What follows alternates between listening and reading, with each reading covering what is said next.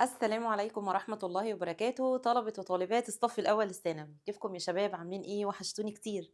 يا رب كلكم تكونوا بخير. ووصلنا في رحلتنا للدرس رقم 13، الدرس اللي قبل الأخير. رحلة كانت طويلة، طويلة أوي، منهج فعلًا طويل، ولكن خلاص هانت يا شباب، عدّى الكتير وما باقي إلا القليل إن شاء الله. النهارده مع بعض بإذن الله هناخد الدرس رقم 13 بعنوان العوامل الفيزيائية اللي بتأثّر على الغلاف الجوي.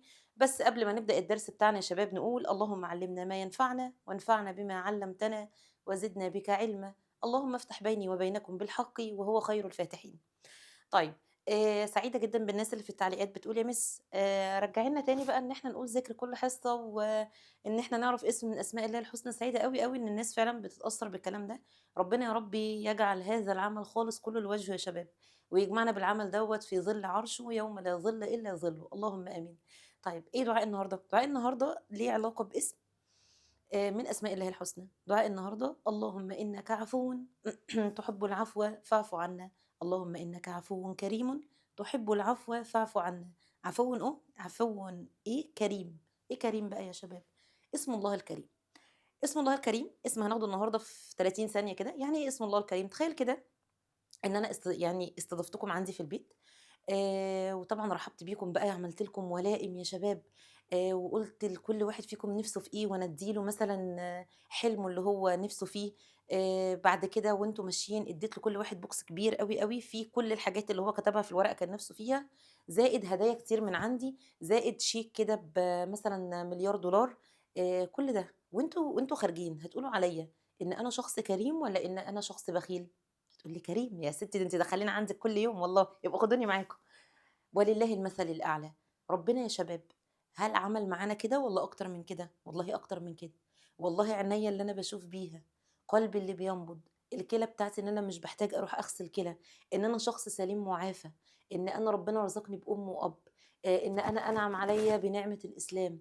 كل دي يا شباب نِعَم وكرم من ربنا أكتر بكتير من الملايين اللي إحنا كنا بنتكلم فيها دي. ربنا أكرم الأكرمين، حرفيًا. ربنا اللي أنت لمّا بتعمل عمل قد كده يكافئك بيه بحاجة قد كده، سبحان الله العظيم. كانت لسه في أخت يعني كانت بتتكلم معايا فبتقول لي ظروفها كانت صعبة شويتين، والمهم كان معاها مبلغ صغير كده فتصدقت بالمبلغ ده. يعني وليكن مثلًا المبلغ دوّة 20 جنيه. ما فيش عدّى يوم و2 ربنا كرمها من حيث لا تدري ولا تحتسب من حد ما كانتش تتوقع أبدًا يا شباب، أبدًا. بعت لها قد إيه؟ 2000 جنيه. لأ ثواني، هي دفعت قد إيه؟ 20 جنيه. جالها قد إيه؟ 2000 جنيه. إيه يا رب الكرم ده! إيه يا رب الكرم ده! فكّر كده، كل واحد فيكم يفكّر في حياته، ياما كان حصلت معاك مواقف إن أنت ما كنتش متوقع إن الموقف ده هيعدّي، هتلاقي ربنا كرمك كرم تبقى أنت قاعد كده يعني مذهول. إيه يا رب، إيه كل ده! فاللهم إنك عفوٌ كريم تحب العفو فاعف عنا. حاجة كده يعني سريعة. يعني إيه العفو؟ العفو عارفين يا شباب لمّا إحنا بنعمل ذنب، فإحنا نقول إيه: رب اغفر لي ذنبي. غفران الذنب دوّة إن إيه، إن الذنب كان موجود سبحان الله العظيم، وإحنا بندعي ربنا إن هو يا رب يعني تغاضى عن الذنب ده، يعني اغفره لي يا رب.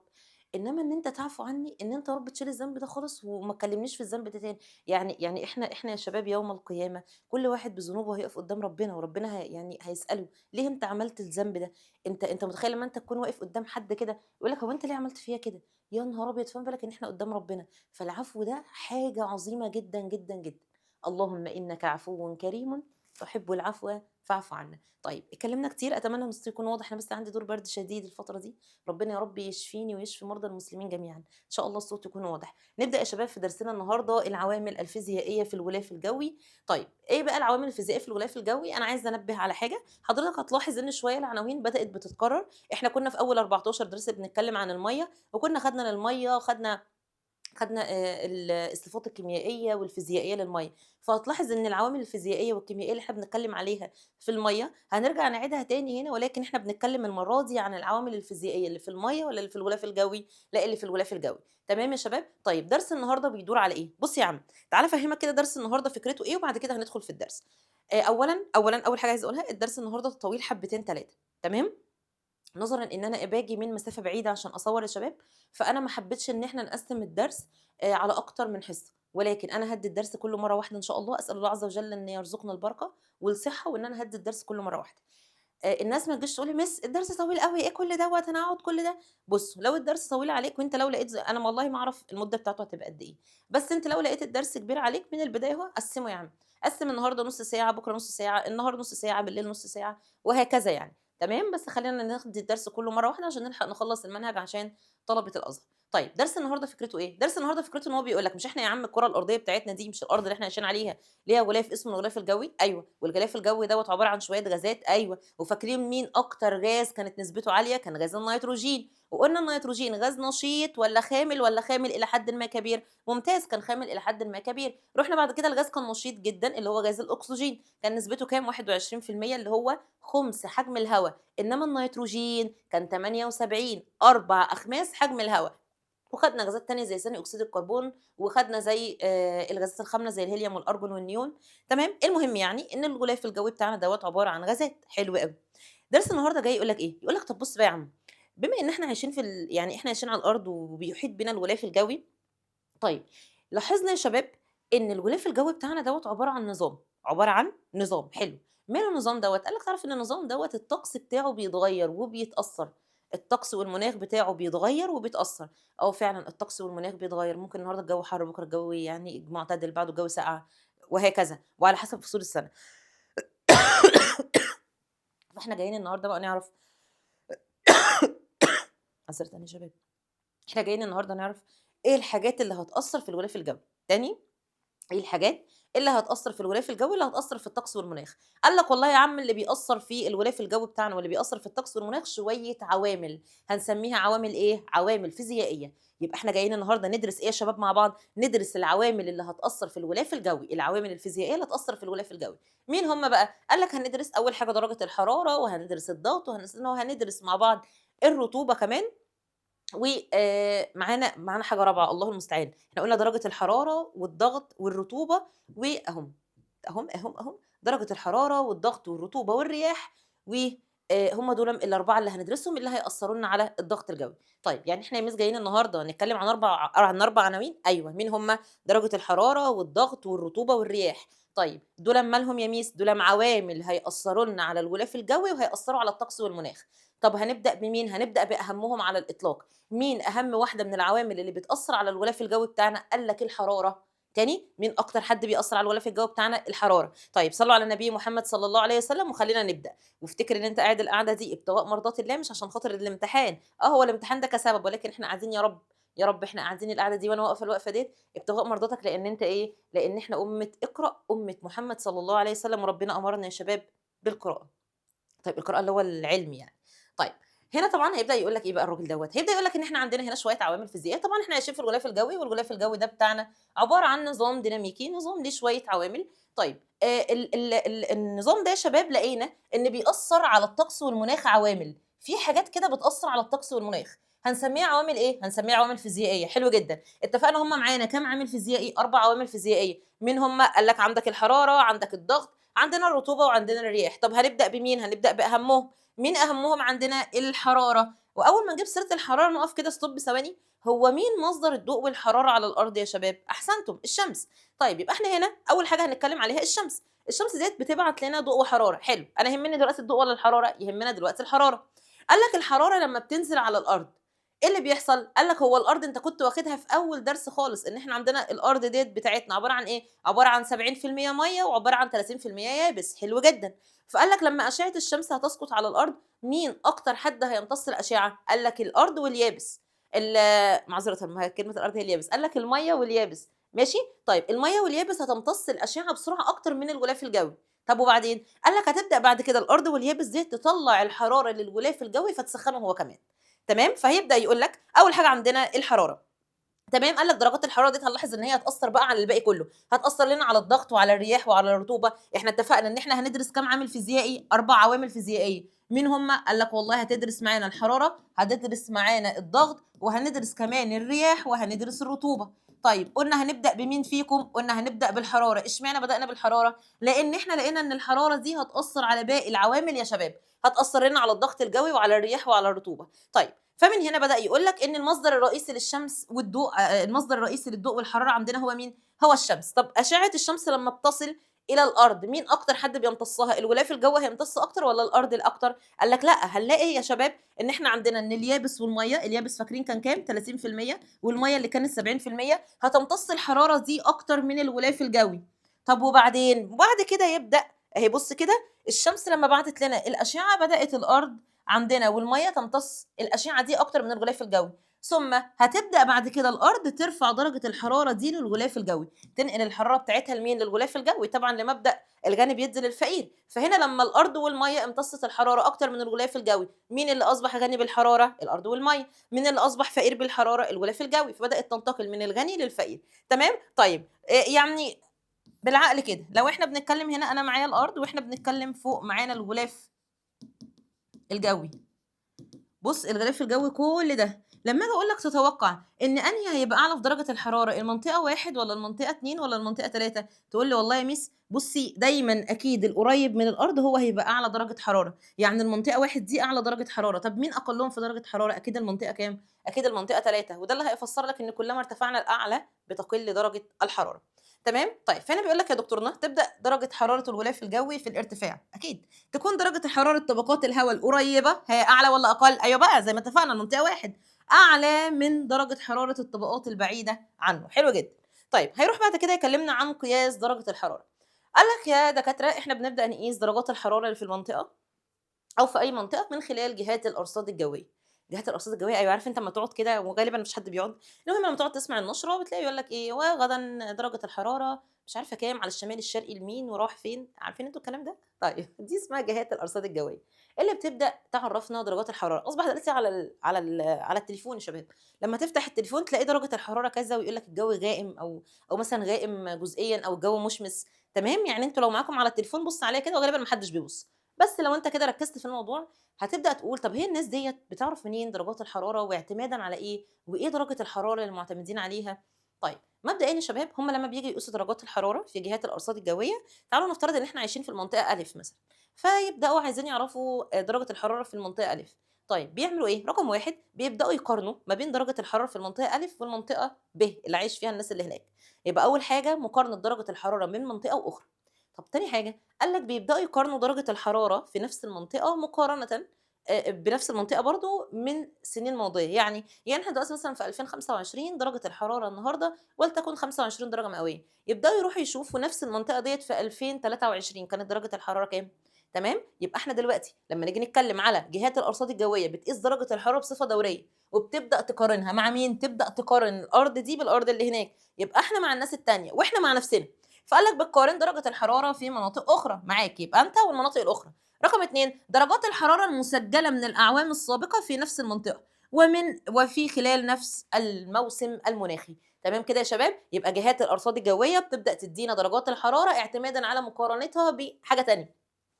إما بتقارن المنطقة دي بمنطقة أخرى، أو يا إما بتقارن المنطقة دي بنفس المنطقة في نفس الموسم ولكن في الأعوام السابقة. طيب بالنسبة لدرجات الحرارة، قال لك جهات الأرصاد الجوية ديّة بتقيس درجات الحرارة بأحد المقاييس اللي إحنا هنشوفها دلوقتي، ودرجات الحرارة اللي هي بتدّيها لنا بتعبّر بيها عن درجة حرارة الهوا، يبقى الأرصاد الجوية لمّا تيجي تقول مثلًا دلوقتي درجة الحرارة 26 يبقى يعني إيه درجة الحرارة 26 يعني درجة حرارة الهوا في المنطقة اللي أنا قاعدة فيها ديّة 26 تمام، يعني أنت عارف لو إحنا عايشين هنا في محافظة القاهرة مثلًا وحد في محافظة أسوان وحد تاني في إسكندرية، هل درجات الحرارة عندنا إحنا كلنا زي بعض؟ أكيد لأ، درجات الحرارة بتبقى مختلفة، تمام يا شباب؟ فكل واحد بيبقى عنده درجة حرارة اللي هي بتعادل درجة حرارة الهوا في المكان اللي هو عايش فيه. طيب السؤال دلوقتي، يا مِس إحنا عايشين فين؟ في مصر، حلو. طب إحنا يا مِس بنقيس درجة الحرارة في مصر بإيه؟ هاقول لك بدرجة الحرارة السيليزية وديّة اللي إحنا خدناها قبل كده. طيب فاكرين يا شباب لمّا كنا بناخد درجة الحرارة وقُلنا إن درجة الحرارة لمّا بنيجي نتكلم عن درجة الحرارة عالميًا أو لمّا بنيجي بنتكلم على درجة الحرارة في يعني علميًا إحنا بنقيسها بالسيليزية والّا بالكلفنية؟ هتقولي بالكلفنية، شاطرين، حلو. طب إحنا بقى النهارده جايين ناخد درجة حرارة تالتة، درجة حرارة بيستخدموها أو مقياس لدرجة الحرارة اللي بيستخدموها الناس اللي عايشين في الولايات المتحدة. هتقول لي: "يا ميس إيه كل ده؟" معلش، إحنا في مصر بنقيس درجة الحرارة بوحدة إيه؟ تقول لي السيليزية. طيب وعلميًا بنقيسها بإيه؟ تقول لي الكلفنية.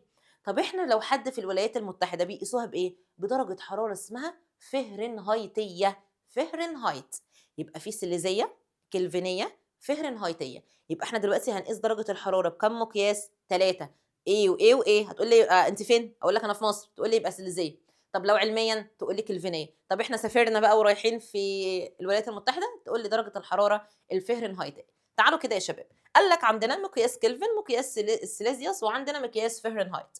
أول حاجة تعالَ نعرف إمتى باستخدم كلفن، قال لك في المجالات العلمية، حلو. إمتى هنستخدم درجة الحرارة السيليزية، قال لك في مصر. إمتى هنستخدم فهرنهايت؟ قال لك ده اللي بيستخدم في الولايات المتحدة الأمريكية. طيب تعالَ نبدأ باللي إحنا عارفينه وهنقارن بالباقي. إحنا عارفين يا شباب إن إحنا عندنا ماشي في درجة الحرارة السيليزية، المَيّة بتغلي عند كام؟ هتقول لي بتغلي عند 100 درجة مئوية، ممتازين. طب ال100 درجة مئوية دي لو عايزة أقيسها بالكلفن هتساوي كام؟ اوعى تنسى بقى، فاكرين بالكلفن كنا بنعمل إيه؟ بالكلفن كنا بنزوّد، نسخّن الخط شوية، بالكلفن كنا بنزوّد 273، ممتازين. يبقى عشان أحوّل من درجة الحرارة T سيليزية إلى درجة الحرارة T كلفنية كنا بنعمل إيه يا شباب؟ كنت عشان أجيب درجة الحرارة الكلفنية دي كنت بنزوّد 273، فلقينا إن ال100 درجة سيليزية بتعادل 373 كلفنية. تمام كده؟ إحنا كده بنقارن ال3 في إيه؟ بنقارن ال3 في درجة غليان الماء النقي. يبقى المَيّة النقية بمقياس بمقياس الدرجة السيليزية 100، لو كلفنية تبقى 373 عشان زوّدنا 273. طب لو فهرنهايتية، قال لك دي بقى يا دكتور الدكاترة ليها قانون. قال لك لو عايز درجة الحرارة بالفهرنهايت، درجة الحرارة اللي هي الtemperature بالفهرنهايت، هنقول إيه؟ قال لك بُص، عارف هنجيب 32 زائد دوًا قانون، 32 زائد إيه؟ قال لك زائد درجة الحرارة السيليزية في 9/5، يعني هتبقى 32 زائد 100 في 9/5، ودوّة القانون بتاعنا. يبقى القانون بتاعك عشان تروح تجيب درجة الحرارة الفهرنهايتية بنعمل إيه؟ هاقول T فهرنهايت هتساوي 32 زائد افتح قوس كده درجة الحرارة السيليزية اللي معاك في معذرةً نمسح دي بس كده، مسحي بقى، في 9/5. فلمّا عملنا كده يا شباب رُحت جِبت 32 زائد 100 في 9/5 لقيناها ب212. يبقى كده صلّوا على النبي محمد صلى الله عليه وسلم، لمّا آجي أقول لك المَيّة بتغلي عند كام، تقول لي أنتِ عايزة بأنهي وحدة، أقول لك لو سيليزية تقول لي بتغلي عند 100، لو كلفنية 373، طب لو فهرنهايتية تبقى 212. تمام كده؟ طيب تعالَ ناخد تاني حاجة، درجة التجمُّد. إحنا عارفين إن المَيّة النقية بتتجمِّد عند درجة كام بالسيليزية بتاعتنا، قال لك بتتجمِّد عند 0. طب خلاص بقى سهلة، لو إحنا عايزين نجيب بالكلفن هتقول لي سهلة يا ميس، هنجمع 273، 0 زائد 273 تطلع 273. طب تعالَ نروح عند الفهرنهايت، هتقول لي خلاص يا ميس القانون بتاعنا 32 زائد وهنفتح قوس، هنا 0 في 9/5. طبعًا أنتم اللهم بارك بقى إيه، أنا معايا فيثاغورس في الرياضة، فأي حاجة في صفر بكام؟ أنتم شاطرين بقى بصفر، تمام؟ يبقى 0 زائد 32 تطلع معاك 32. يبقى لمّا آجي أكلمك عن درجة تجمد المَيّة تقول لي لو بالسيليزية 0، لو بالكلفنية 273، لو بالفهرنهايتية تبقى 32. تمام؟ طيب الصفر المطلق، الصفر المطلق ده يا شباب اللي إحنا كنا بنقوله الصفر المطلق بيعادل 0 كلفن. الصفر كلفن دوّة بيعادل كام درجة سيليزية؟ بُص بقى، مش أنا لمّا كنت عايزة أجيب الكلفن من السيليزية كنا بنجمع 273، طب لو عايزة أجيب السيليزية من الكلفنية هنطرح 273، حلو أوي. 0 ناقص 273 تطلع بسالب 273. يبقى الصفر المطلق هو الصفر كلفن. تمام؟ الصفر كلفن ده بيعادل سالب 273 سيليزية. طب بيعادل كام فهرنهايتية؟ بيعادل سالب 459.4 فهرنهايتية.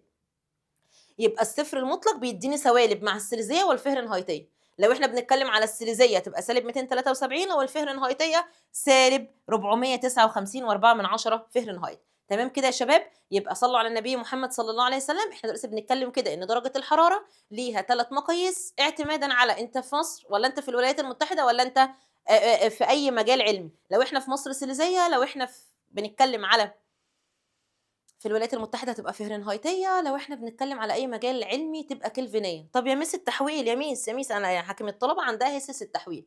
صلّي على النبي صلى الله عليه وسلم. إحنا لمّا كنا بنتكلم لو أنا معايا درجة حرارة سيليزية وعايزة أجيب من درجة الحرارة، خلّينا نكتبها في النُص كده عشان تبقى واضحة. لو أنا معايا درجة الحرارة السيليزية وعايزة أجيب منها درجة الحرارة الكلفنية وعايزة أجيب منها درجة الحرارة الفهرنهايتية، بُص بقى يا عم هنعمل إيه؟ هتقول لي يا ميس الكلفنية سهلة. لمّا أجيب درجة الحرارة الكلفنية هتساوي درجة الحرارة السيليزية زائد 273. صعبة؟ لا والله مش صعبة. طب لو أنا معايا درجة الحرارة السيليزية وعايزة أجيب منها الفهرنهايتية، هنقول درجة الحرارة الفهرنهايتية هتساوي هتساوي ايه؟ 32 زائد، حط 32 وزائد وافتح قوس يا عمنا. القوس ده فيه ايه؟ قال لك فيه درجة الحرارة السليزية في 9/5. تمام؟ طيب تعالى بقى نفترض حاجة تانية، ايه هي؟ تعالى نفترض دلوقتي ان انت مديك درجة الحرارة الفهرنهايتية وعايز درجة الحرارة السليزية. هقول درجة الحرارة الفهرنهايتية دي هتساوي ايه؟ أول حاجة هتساوي، بسم الله الرحمن الرحيم، أنا معايا درجة الحرارة الفهرنهايتية دي وعايزين نجيب منها درجة الحرارة السليزية. تمام؟ احنا كنا بنعمل ايه فوق كنا بنعمل ايه؟ أنا كان معايا فوق السليزية وعايزة أجيب منها الفهرنهايت. هنا احنا بنعكس، أنا معايا الفهرنهايت بس عايزة أجيب السليزية. تقول لي سهلة، درجة الحرارة السليزية هتساوي درجة الحرارة الفهرنهايتية ناقص 32. اشمعنى هنا ناقص 32؟ يا عم مش هنا فوق عشان كنت اجيب لك درجة الحرارة بالفهرنهايت كنا اول حاجة اديناها 32، كأن انا اديتها هنا للفهرنهايت دي 32 جنيه. لما جيت بقى اجيب السليزية هات ال 32 اللي احنا لسه مدينهم لك، فقلت ايه؟ قلت التي فهرنهايت ناقص ال 32 ادينا فلوسنا الاول. طيب وبعدين التي فهرنهايت ناقص 32 في يا شباب 9 في 5/9. عارفين احنا قلبناها بسم الله في 5/9. افتكر لما كانت عايزين الفهرنهايت كانت 9 هي اللي فوق، كانت الكبيره هي اللي فوق 9/5. انما احنا تحت لما كنا عايزين درجه الحراره السليزيه خلينا الصغننه هي اللي فوق 5/9. تمام كده يا شباب؟ طيب تعالى كده معايا بسم الله. هتلاقي عندك اهو درجة الحرارة بالفهرنهايت هتساوي 32 زائد 9/5 في درجة الحرارة السليزية. طب لو عايزين نجيب السليزية، السليزية دي الغلبانة، أول حاجة ناخد ال 32 بتوعنا، يبقى درجة الحرارة الفهرنهايتية ناقص 32 في 9/5 ولا 5/9؟ لا 5 الأول، في 5/9. يبقى افتكر مع السليزية الخمسة هي اللي فوق، لما كان مع الفهرنهايتية كانت 9 هي اللي فوق. تمام كده يا شباب؟ وخلاص عرفنا بنزود 273 أو بننقص 273. لو عايزين نجيبها من سلزية الكلفينية للكلفينية بنجمع، لو من كلفينية لسلزية بنطرح. يبقى انت هتلاحظ دايما دايما دايما ان انت لو من سلزية لأي حد بنجمع، طب لو من اي حد للسلزية بنطرح. ماشي ماشي علمها كده. يبقى تاني، لو انت من سلزية بتاعت مصر دايما كده ام الدنيا، مصر دايما بتدي، فانت عارف اي حاجة من سلزية لأي حد بنجمع، اي حد رايح لها يا عيني بيجي عليها فبيطرح. تمام؟ يبقى لو انت من كلفن للسلزية ناقص 273، طب لو انت من فهرنهايت للسلزية ناقص 32، وبدل ما هي 9/5 بقت 5/9 كمان، خلينا الصغيرة هي اللي فوق. طيب هنا يبدأ يقول لك بقى انت عارف ان درجة الحرارة لما بتزيد، يعني لو انا ايه، مش احنا دلوقتي لسه قايلين ان الميه بتغلي عند 100، قلنا الميه دي بتعادل كام كلفن؟ 373. طب لو الميه درجه حرارتها عليت بقت 101 هتبقى بالكلفن كام؟ بدل 373 هتبقى 374. يعني درجه الحراره السليزيه لما بتزيد بمقدار درجه برضو الكلفينيه بتزيد بمقدار درجه. يبقى لو السليزيه زادت بدرجه الكلفينيه بايه؟ بدرجه. طيب امال بقى لو السليزيه زادت درجه الفهرنهايتيه بتزيد بمقدار كام؟ قال لك بتزيد بمقدار 1.8. تمام يا شباب؟ يبقى تاني هنا بيقول لك عندما تتغير درجة الحرارة بمقدار درجة واحدة على تدريج سيليزيوس فإنها تتغير بمقدار، والله لو كلفن هتزيد برضو درجة واحدة، يبقى لو دي زادت واحد دي زادت واحد. إنما لو إحنا بنتكلم على تدريج فهرنهايت هتبقى 1.8 درجة فهرنهايتية. تمام كده يا شباب؟ يعني ال100 درجة سيليزية كانت بتعادل 273 كلفن، وكانت بتعادل 212 فهرنهايت. طب لو هنا بقت 101 تقول لي تبقى هنا يا ميس برضه هتزيد واحد، هتبقى معذرة هنا هتبقى 373. ركز مسح بقى مسح. هنا ال100 كنا بنقول 100 زائد 273 كانت 373. ماشي؟ طيب يلا تعالى بقى هنا بدل ما هي 100 بقت 101، تقول لي خلاص يبقى احنا يا ميس هنزود كمان هنا واحد تبقى 374. طب امال لو احنا يمسوا الفهرنهايت لا بقى مش هنزود واحد، هنزود كام؟ 1.8 فتبقى 213.8. وضحت كده يا شباب؟ يبقى لو زادت درجة سيليزية هتزيد درجة واحدة كلفينية، لو واحدة سيليزية هتزيد واحدة ايه؟ هتزيد واحدة كلفينية، انما هتزيد 1.8 في درجة الحرارة الفهرنهايتية. طيب تعالى نحل. اختر الشكل المقابل يمثل شخص مريض درجة حرارته مرتفعة، فإن درجة حرارة هذا الشخص على مقياس كلفن بتساوي، تعالى كده شوف الولد يا عيني الغلبان ده درجة حرارته كام؟ 40. حلو قوي. طيب 40 درجة سيليزية، شايف السي دي يعني سيليزية. طب هو عايزنا نجيبها بالكلفن، تقول لي سهلة يا ميس، هنقول 40 دي درجة الحرارة بالكلفن، كنا بنقول درجة الحرارة السيليزية زائد 273. طب درجة الحرارة السيليزية بكام؟ هتقول لي ب 40. 40 زائد 273. 40 زائد 273 تطلع معانا كام؟ تطلع معانا 313. طيب عايزنا نجيبها بالفهرنهايت، تقول لي سهله برضو. ازاي؟ مش احنا كنا واخدين القانون درجه الحراره بالفهرنهايت، فاكرين؟ من السيريزيه الكريمه لاي حد بنجمع، فكنا بنقول 32 زائد، افتح قوس، درجه الحراره السيريزيه اللي هي كام معانا؟ 40 في، بما ان هي الفهرنهايت بنديها 9 ولا الخمسه فوق؟ لا التسعه، 9 على 5، فهتطلع معانا كام؟ تطلع معانا 104 على ما اظن، تطلع معانا 104. ثواني هي هنا محلوله، تطلع معانا 104. تمام يا شباب، اهي هتلاقيها عندكم محلوله، تطلع معانا 104. سهله سهله الحمد لله، اللهم لك الحمد. طيب تعالى هنا بيقول لك اختر الاجابه الصحيحه من ما بين الاجابات المعطاه. الجدول المقابل يسجل درجه حراره ثلاث اجسام A و B و C، فإن الترتيب الصحيح للأجسام الثلاثة من حيث درجة الحرارة هو. تعالى كده يا دكتور الدكاترة، لقينا إن إيه ده؟ درجة حرارته 131 فهرنهايت، B درجة الحرارة 30 سلسية، C درجة الحرارة 318 كلفن. مبدئيا كده ما ينفعش نقارن ما بين ثلاثة مش نفس الوحدة، تمام؟ يعني أنا ما ينفعش أقارن ما بين طالب مثلا أولى ثانوي وثانية ثانوي وثالثة ثانوي من حيث الدرجات. ليه؟ لأن هم كلهم كل واحد في ليه مدى صعوبة مختلف عن التاني، إنما أقارن ما بين ثلاثة في أولى ثانوي ديت خلاص تمام، ماشي؟ فهنا احنا هنعمل ايه؟ تعالوا نحولهم كلهم لدرجه الحراره السليزيه. نحولهم كلهم لدرجه الحراره السليزيه. طيب تعالى لاجل الجسم ايه؟ ايه ده؟ درجه حرارته 131 فهرنهايت. فاكرين لما كنت بحول من الفهرنهايت لدرجه الحراره السليزيه كنا بنعمل ايه؟ تقول لي السليزيه ديت الغلبانه اللي احنا كنا دايما بنطرح معاها ولا بنجمع؟ لا كنا بنطرح. فهنقول درجه الحراره السليزيه، كان القانون بيساوي درجه الحراره السليزيه بتساوي درجه الحراره الفهرنهايتيه ناقص 32 في ديت السيريزيه الغلبانه اللي بنديها من فوق 5، الرقم الصغنن 5 على 9، تمام؟ فهتبقى درجه الحراره الفهرنهايتيه 131 ناقص 32 في 5 على 9. اعملها على الآلة كده، اعملها على الآلة بتاعت سيادتك وانا اعملها على التليفون بتاعي ونشوف هتطلع كام. بسم الله الرحمن الرحيم. تطلع معانا احنا عايزين 131 ناقص 32 في 5 على 9. طلعت معانا ب55 يا شباب، طلعت معانا ب55 درجة سيليزية. حلو جدا. يبقى ال 131 فهرنهايت بتعادل 55 درجة سيليزية.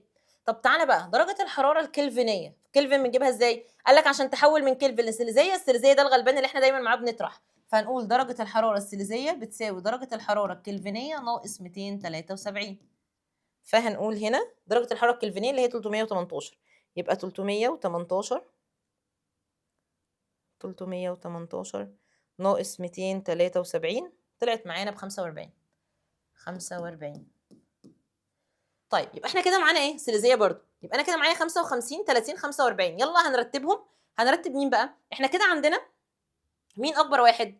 اكبر واحد لو احنا هنرتبهم من الكبير للصغير، اكبر واحد اللي هو الايه، عشان ده ب55. ايه ده اكبر من مين؟ ايه ده تاني واحد معانا اللي هو السي.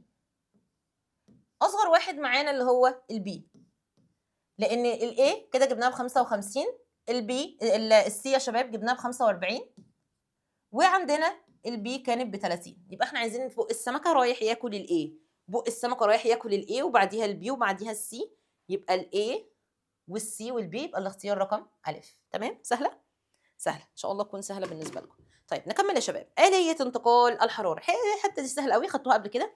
الحراره بتنتقل ازاي؟ كان عندنا 3 طرق بننقل بيهم الحراره: التوصيل والحمل والاشعاع. صلوا على النبي محمد صلى الله عليه وسلم، ناخدهم سريعا. التوصيل دوت قال لك يا دكتورنا التوصيله بحرف الصاد، افتكر ده انتقال الحراره خلال المواد الصلبه. يبقى التوصيل المواد الايه؟ الصلبه. قال لك هنا انتقال الحراره خلال المواد الصلبه او عن طريق التلامس. يعني ايه مس احنا مش فاهمين؟ يعني يا فندم تعالى نفترض كده ان حضرتك حاطط حله او طبق على النار، ورحت جبت المعلقه والمعلقه بتاعتكم الومنيوم، وكنت انت مولع على الطبق او الحله دي وجبت المعلقه الالومنيوم سندتها، رحت جبت كوبايه ميه ورجعت مسكت كده المعلقه، هنلاقيك ان شاء الله عمال بتتنطط في الغرفه. خير يا عم ايه اللي حصل؟ تقول لي اتلسعت يا ابني، ما احنا مش حاطين المعلقه ذات نفسها على النار. ولكن ايه اللي حصل؟ والله لقينا ان درجه الحراره انتقلت من الموقد دوت اللي هي البوتاجاز، سخنت لمين؟ الحله، والحله دي بطبعها نقلت الحراره للمعلقه اللي كانت لمساها، فانتقلت الحراره من الحله الصلبه الى المعلقه الصلبه. السؤال دلوقتي، الحرارة بتنتقل من الأعلى للأقل والّا من الأقل للأعلى؟ تقول لي إحنا في الحتة دي ما حدش يقدر علينا، إحنا متفقين وعندنا مبدأ من أول السنة إن الغني بيدّي للفقير، فالغني في درجة الحرارة هيدّي الأقل في درجة الحرارة، حلو، فتلاقي الحلة تدّي للمعلقة. تاني سؤال، بما إن الحرارة انتقلت يا مِس، ده معناها إن الجزيئات بتاعة الحلة شالت الحرارة على كتفها وانتقلت بيها، والّا انتقال الحرارة كان دون انتقال الجزيئات؟ أيوه كده عاش، كان هنا انتقال الحرارة يا شباب دون انتقال الجزيئات. يعني الجزيئات مش هي اللي قامت من مكانها واتحركت، لأ هي الجزيء في مكانه ولكن بدأ ينقل الحرارة خلاله، بدأ ينقل الحرارة إيه، خلاله. طب تقول لي عارفة بقى يا مِس أنا شاطرة وعمري ما اتلسع أبدًا، ليه؟ تقول لي أصل أنا دايمًا باستخدم ملعقة خشب، أنا باجيب معلقة خشب باقلِّب بيها بحيث إن أنا ما اتلسعش، أقول لك صح، ده من هنا يودينا لحاجة تانية، هل كل المواد يا شباب قادرة على التوصيلية الحرارية؟ يعني هل كل المواد بتوصّل الحرارة خلالها؟ تقول لي لأ، فمن هنا هنقسّم المواد لنوعين، في مواد بتوصّل للحرارة وفي مواد عازلة للحرارة. المواد اللي بتوصّل للحرارة زي المعادن والفلزات، المواد اللي مش بتوصّل زي الخشب، زي مثلًا السيليكون، عارفين أنتم في دلوقتي معالق سيليكون برضه، تمام؟ طيب فمن هنا كده سريعًا، سريعًا نقول اللي إحنا قلناه التوصيل، قال لك انتقال الحرارة ما بين جسمين متلامسين، جسمين يكونوا ملامسين لبعض كده، طبعًا لازم يكون في واحد درجة حرارته أعلى من التاني، مثلًا ده درجة حرارته 50 وده درجة حرارته 20، فتلاقي الحرارة تنتقل من ال50 لل20 أو خلال جسم صلب، افتكر توصيلة بحرف الصاد، جسم صلب بحرف الصاد. طيب الحرارة هنا هتنتقل من الجسيمات أو الجزيئات اللي لها متوسط طاقة حركة أعلى، تقول لي يا ميس استني، كلمة متوسط طاقة الحركة دي إحنا خدناها قبل كده، دَوًّا تعريف مين؟ ممتاز، دَوًّا تعريف درجة الحرارة، ممتاز يا شباب. طيب إلى الجسيمات اللي متوسط طاقة الحركة بتاعتها أقل وده اللي إحنا قلناه، من الأعلى للأقل، حلو أوي. طيب تعالَ نفترض إن أنا جايبة ساق معدنية وجايبة تحتيها موقد أهو، جايبة تحتيها شُعلة، هل يا شباب درجة حرارة الجزء أ ده لو إحنا سميناه أ هتبقى زي درجة حرارة الجزء ج مثلًا؟ هتقولي لأ، ليه؟ لإن دوّة الأول اللي هيسخن، وبعد كده تبدأ تنتقل الحرارة واحدة، واحدة. فشايف عندك الترمومتر، شايف درجة الحرارة عمّالة بتقل إزاي؟ بس مع مرور الوقت هتلاقي درجة الحرارة عمّالة بتنتقل وتلاقي ده عمّال بيعلى. ليه؟ لإن درجة الحرارة بتنتقل من الأعلى إلى الأقل. من الأعلى إلى مين يا دكاترة؟ من الأعلى إلى الأقل. تمام؟ طيب طبعًا هنا انتقال درجة الحرارة، هنا عايز يقول لك إن درجة الحرارة هتنتقل ما بين جسمين. هل كل الناس اتلسعت زينا والّا في ناس كانت ذكية؟ في ناس كانت ذكية اللي استخدمت مواد غير موصّلة. فقال لك المواد هنقسّمها لمواد جيدة، المواد الجيدة زي الفلزات كده، زي النحاس والحديد، ديّة لو أنت حطيت بيقول لك ملعقة في عارف لو أنت جبت كوباية أي حاجة سخنة، كوباية شاي مثلًا وقلّبت وسِبت الملعقة وجيت مسكت الملعقة بعد كده تلاقيها إن هي إيه، سخنة، الحرارة انتقلت، تمام، وفي مواد رديئة التوصيل زي بيقول لك الخشب والفلين، تمام، دول ما بينقلوش الحرارة خلالهم يا شباب. طيب ديًّا تجربة حلوة أوي كنتم أنتم بتعملوها زمان على ما أظن في إعدادي أو في ابتدائي، حاجة زي كده. بيعمل إيه الراجل دوّة؟ الراجل دوّة بيروح يجيب ساق معدنية، وبيبدأ يجيب مسامير، وبيبدأ يلزّق المسامير ديّة في الساق المعدنية عن طريق شمع، عارفين الشمع؟ بيجيب الشمع كده ويبدأ ينقّط، ويبدأ يلزق المسمار، تمام؟ طيب وبعدين يا عم؟ قال لك ويبدأ يشغّل هنا موقد، فبتبدأ الساق ديّة إيه اللي يحصل لها؟ تسخن، طب الساق لمّا بتسخن مش أنا كنت لازقة المسمار بالشمع؟ أيوه، فتبدأ الشمع دوّة ينصهر، فلمّا ينصهر تبدأ المسامير تُقع، طب أنهي مسمار هيُقع الأول، المسمار الأولاني والّا آخر مسمار؟ أكيد المسمار الأولاني. ليه؟ لإن دوّة أول حد جات له الحرارة، طب بمرور الوقت هتلاقي كل واحد ورا التاني عمّال بيُقع، طيب معنى إن المسامير بتُقع واحد ورا التاني إن كده الحرارة ساكنة والّا بتنتقل؟ لأ بتنتقل، طب انتقلت بانتقال الجزيئات والّا وهي الجزيئات ساكنة؟ لأ وهي الجزيئات ساكنة بس ولكن بتنقل الحرارة خلالها، تمام؟ بيقول لك هنا تسخين الساق عند أحد الطرفين بتسمح بانتقال الحرارة بحيث تتدرج درجة الحرارة من مين لمين؟ من الأعلى للأقل. طيب عندنا حاجة يا شباب اسمها التوصيلية الحرارية، يعني إيه التوصيلية الحرارية للمادة؟ يعني هل المادة ديّة بتقبل إن هي توصّل الحرارة والّا لأ؟ عارف أنت أمّا أنا آجي أقول لك إيه، إحنا عندنا 2 سوبر ماركت في الشارع لمّا باجي أطلب لمّا باعوز حاجة باجيب من السوبر ماركت الأولاني وعمري ما أجيب من التاني، خير يا حاج، تقول لي والله أصل الأولاني دوّة التوصيل عنده إيه سريع، أول ما أكلمهم ما فيش 5 دقايق ألاقيهم عندي، ولكن السوبر ماركت التاني ممكن يقعدوني ساعة جنبهم.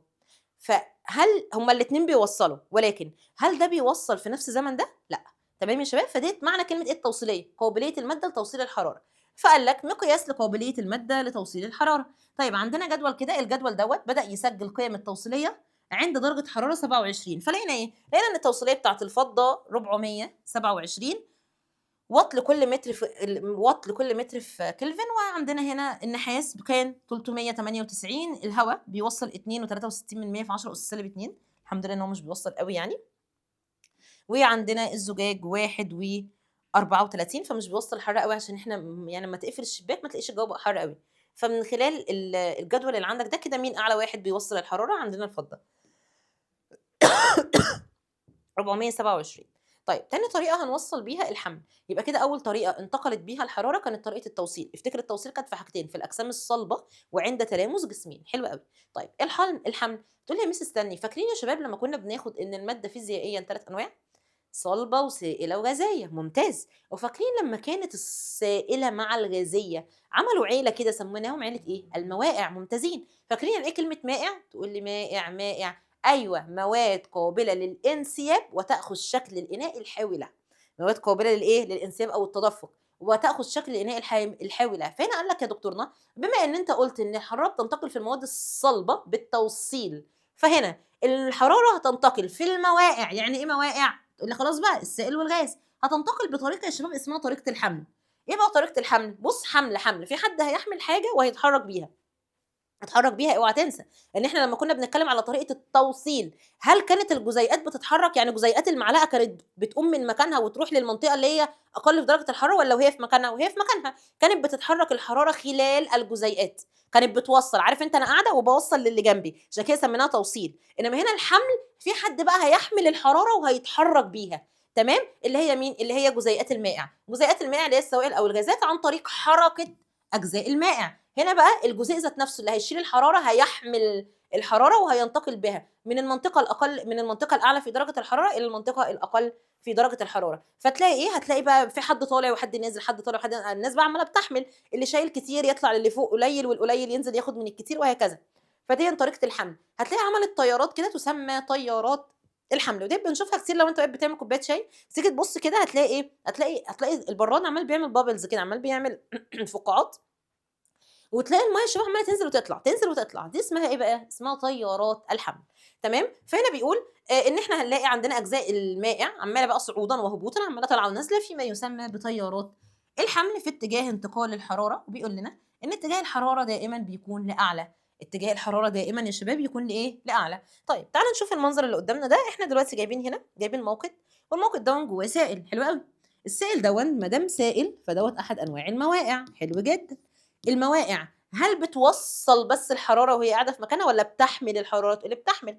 طب لما نيجي نقارن ما بين جزيئات الميه اللي تحت وجزيئات الميه اللي فوق، ايهما اعلى في درجه الحراره؟ اللي تحت. فقال لك بص بقى يا عم، لما درجه الحراره بتعلى بتاعه الميه تقل الكثافه. لما درجه الحراره بتعلى ايه اللي بيحصل في الكثافه؟ تقل. حلو. يبقى كلما ارتفعت درجه الحراره، واحنا عملنا علاقه كده ما بين درجه الحراره وما بين الكثافه، لقينا ايه؟ كل ما درجه الحراره تزيد كل ما الكثافه تقل. يبقى العلاقه ما بينهم علاقه عكسيه. طب هتقولي يا مس، بما ان الكثافه قلت يطفو ولا يغوص؟ ممتاز، يطفو. فلقينا ان الميه لما بتسخن الكثافه بتقل فترتفع لاعلى. علل ليه ارتفعت لاعلى؟ لانها لما قلت الكثافه بقت بتطفو. طب لما طلعت لفوق، قبلت فوق الميه هي اقل في درجه الحراره، الميه البارده مقارنه بيها يعني.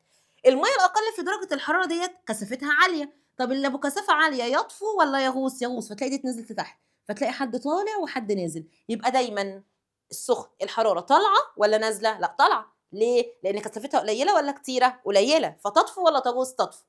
يبقى كل ما جزيئات المائع تسخن تقل الكثافه ترتفع الاعلى، ويحل محلها الجزيئات الاقل في درجه الحراره، فتعمل تيارات زي ما انتم شايفين اسمها تيارات الحمل. يبقى لما بترتفع درجه الحراره، تمام، اللي بيحصل يبدا بتقل الكثافه فتهبط جزيئات المائع الاعلى في الكثافه اللي هي البارده، وبترتفع جزيئات المائع الاقل في الكثافه اللي هي السخنه. طيب عندي هنا حاجه، تطبيق مهم جدا جدا اسمه الطيران الحراري. ده مهم قوي يا شباب.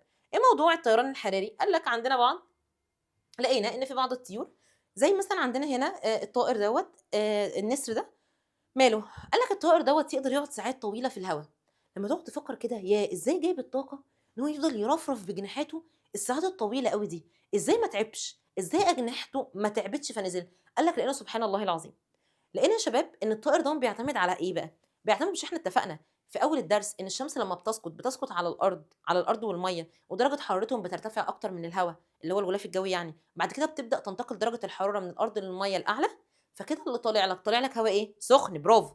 واللي هينزل هواء ايه؟ بارد. فلقينا ان الطيور ديت بتعتمد على تيارات الهواء السخن اللي طالع. فوهو الهواء ده طالع بيرفعها معاه. فيعمل حاجة اسمها الطيران الحراري. يا سبحان الخالق! طب وهي لمّا بتعمل كده قال لك بيساعدها إن هي ترفع الطائر لأعلى دون الحاجة إلى رفرفة الأجنحة. طب هو لمّا بيرفرف عمّال بيبذل في طاقة، فبيتعب. طب لمّا الهوا هو اللي شاله، لأ فضل فارد جناحاته من غير ما يرفرف. سبحانك يا ربي، سبحان الله العظيم. تمام؟ فهنا بيقول لك الطيران الحراري، تستخدم بعض الطيور أثناء طيرانها طيارات الهواء. ييجي لك بقى في الاختيارات البارد والّا الساخن، بلاش بقى تخلُّف، هو بارد والّا ساخن معذرةً يعني. هنا طبعًا هتبقى هوا ساخن، تمام، لإن هو بارد إيه هياخد الطاير وينزل، إحنا عايزين نرفع الطائر، تمام، طيب، فهنا بيقول لك طيارات الهواء الساخن الصاعدة بالحمل، ليه؟ لتطفو والّا تغوص؟ لأ لتطفو، لتطفو فوقها من ما يساعدها، يبدأ الطائر دوًّا بقى يطفو فوق الهوا السخن ده، فبيساعدها للحفاظ على ارتفاعها، تفضل على نفس الارتفاع، وهو ما يُطلق عليه بالطيران الإيه؟ بالطيران الحراري. يبقى الطيران الحراري اعتمادًا على طيارات الحمل الصاعدة والّا الهابطة؟ الصاعدة، السخنة والّا الباردة؟ السخنة، تمام؟ طيب، قال لك هتستخدم الطيور التقنية ديًّا عشان تفضل بقى قاعدة فترة طويلة جدًا دون الحاجة إلى رفرفة الأجنحة، فبالتالي بتقلل استخدام كمية الطاقة، فدي حاجة عظيمة جدًا، جدًا. طيب، هنا مقارنة حلوة أوي ما بين التوصيل والحمل يا شباب، اتفقنا إن التوصيل في إيه وإيه؟ قال لك في المواد الصلبة وفي التلامس، حلو جدًا. طب أُمّال الحمل؟ لأ في المواقع. طيب، هل التوصيل بتنتقل الجزيئات؟ أبدًا، التوصيل هي مجرد بتوصّل الحرارة. ولكن الجزيئات ساكنة في مكانها، إنما الحمل لأ، ده الحمل ده عندي طيارات اسمها طيارة الحمل، ومن اسمها حمل، حد هيحمل الحرارة ويرفعها، تمام؟ طيب، فهنا يبدأ يقول لك بقى دون ودي الحتة ديّة مهمة جدًا، التوصيل دون انتقال الجزيئات نفسها من موضعها، إنما لمّا نيجي نتكلم يا دكاترة على الحمل اللي إحنا بنتكلم فيه على المواقع سواء الوجزات، لأ ديّة بتنتقل، ده حد كده بينتقل من أعلى إلى أسفل، واتفقنا إن اتجاه الحرارة دائمًا لأعلى، اتجاه الحرارة دائمًا لأعلى، إن إحنا سميناها طيارات الحمل الصاعدة. طيب، تالت طريقة معانا في السريع كده طريقة الإشعاع. إيه طريقة الإشعاع؟ قال لك إن أنت بتوصل لك الحرارة عن طريق الإشعاع الكهرومغناطيسي اللي جاي لنا من الشمس. قال لك انتقال الحرارة على هيئة إشعاع كهرومغناطيسي ينتشر الإشعاع الحراري في جميع الاتجاهات. فاكرين إحنا من شوية لمّا كنا بنتكلم على الحرارة قلنا ترتفع دائمًا لأعلى بالحمل، بالحمل دائمًا ترتفع إلى أعلى، ولمّا كنا بنتكلم على الصلب دائمًا من الأعلى في درجة الحرارة إلى الأقل في درجة الحرارة. إنما هنا طريقة الإشعاع دي بتكون في جميع الاتجاهات دون الحاجة إلى وسط مادي.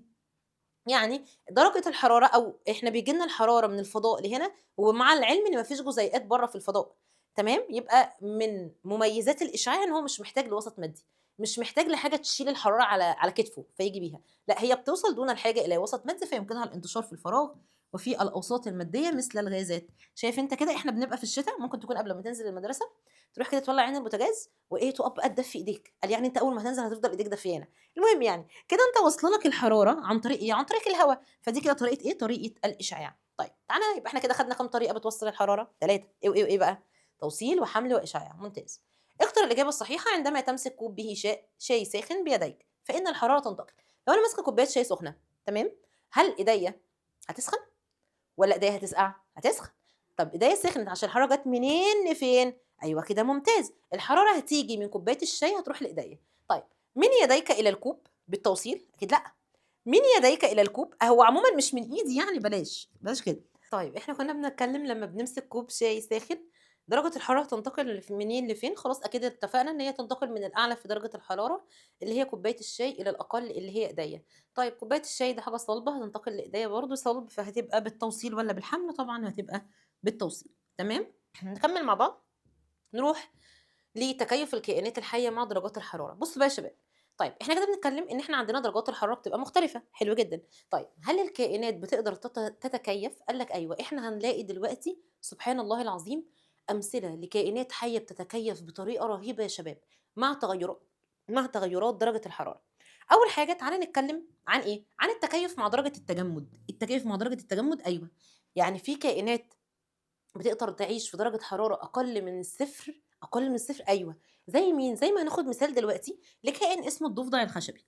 الضفدع الخشبي دوّة يا شباب بيعيش في المناطق الباردة اللي موجودة في الشمال زي ألاسكا، حرفيًا درجة الحرارة بتبقى أقل من الصفر. طيب لو أنت فكرت كده تقعد تقول لي إيه، طب يا مس إزاي أصلًا جسمها مش بيتجمد؟ تعالَ نشوف بقى إيه اللي هيحصل، ونقول سبحان الله. لقينا إيه يا شباب؟ لقينا إن الضفدع الخشبي دوّة لمّا بندخل في فصل الشتا بقى لمّا بتبقى درجات الحرارة مرتفعة جدًا، بيعمل حاجة غريبة أوي. بيبدأ يدخل في حالة اسمها حالة سُبات، تمام؟ طيب يعني إيه حالة بيبقى ساكن فيها خالص؟ طب تقول لي طب يا مِس وأعضاء جسمه الداخلية؟ قال لك لدرجة يا دكتورنا اللي إحنا بنلاقي إن قلبه بيتوقّف عن النبض، ونَفَسه بيتوقّف عن التنفس. إيه ده؟ ده كده مات. لأ، وبيكون ما ماتش. طب إمتى يموت؟ هو يموت في حالة واحدة لو اتجمد، لو هو اعضائه من جوه وانسجته اتجمدت. طب هل هي من جوه بتتجمد؟ قال لك لا، سبحان الله. ازاي مش بتتجمد؟ لقينا يا شباب ان الضفدع ده بيبدا يخزن كميه كبيره من سكر الجلوكوز في جسمه وفي الاعضاء المهمه زي القلب وزي الكبد وزي الرئتين. تعالى كده بيقول لك ايه، بيقول لك عند انخفاض درجه الحراره في الشتاء يتجمد جسم الضفدع الخشبي. اسمه خشبي عشان بيتجمد، ماشي، جزئيا. يتجمد ايه؟ جزئيا. يبدا يدخل في حاله سبات عميق، حيث ايه اخبار قلبه؟ بيتوقف عن النبض. طب ايه اخبار النفس؟ بيتوقف عن التنفس. ولكن بيموت ولا لا؟ لا، مش بيموت. ليه؟ قال لك لانه بيبدا ينتج كميه كبيره جدا من الجلوكوز في الاعضاء الحيويه بتاعته، زي مين؟ زي القلب وزي الكبد وزي الدماغ. يبدا ينتج كميه كبيره من الجلوكوز في القلب والكبد والدماغ قبل ما يدخل في حاله التجمد وفي حاله السبات ده. طيب ايه بقى لازمه الجلوكوز؟ يعني هيعمل ايه لما احطه في القلب والكبد والدماغ في الحاجات المهمه دي؟ قال لك بيعمل كمادة مضادة للتجمد، حيث يمنع تكون بلورات التلج ديت في الخلايا بتاعته، وبالتالي بيحميها من ايه؟ من التلف. يبقى الفكرة كلها، امتى يموت الكائن اللي عايش في التلج؟ لو بدأت أنسجته الداخلية اتجمدت. والله يا عم لو انت كائن تقدر تعمل اي حاجه جوه جسمك بحيث ان انت الانسجه الداخليه ما تتجمدش، خلاص انت كده هتعيش.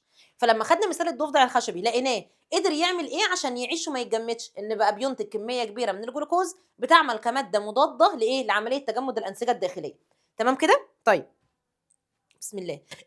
رقم 2. بنقول يا شباب عند ارتفاع درجه الحراره، هو مش هيفضل على طول بقى في درجه حراره منخفضه، لا، اكيد. معذره يا شباب، اكيد هيجي وقت في السنه هترتفع درجه الحراره زي فصل الربيع. ايه اللي بيحصل بقى؟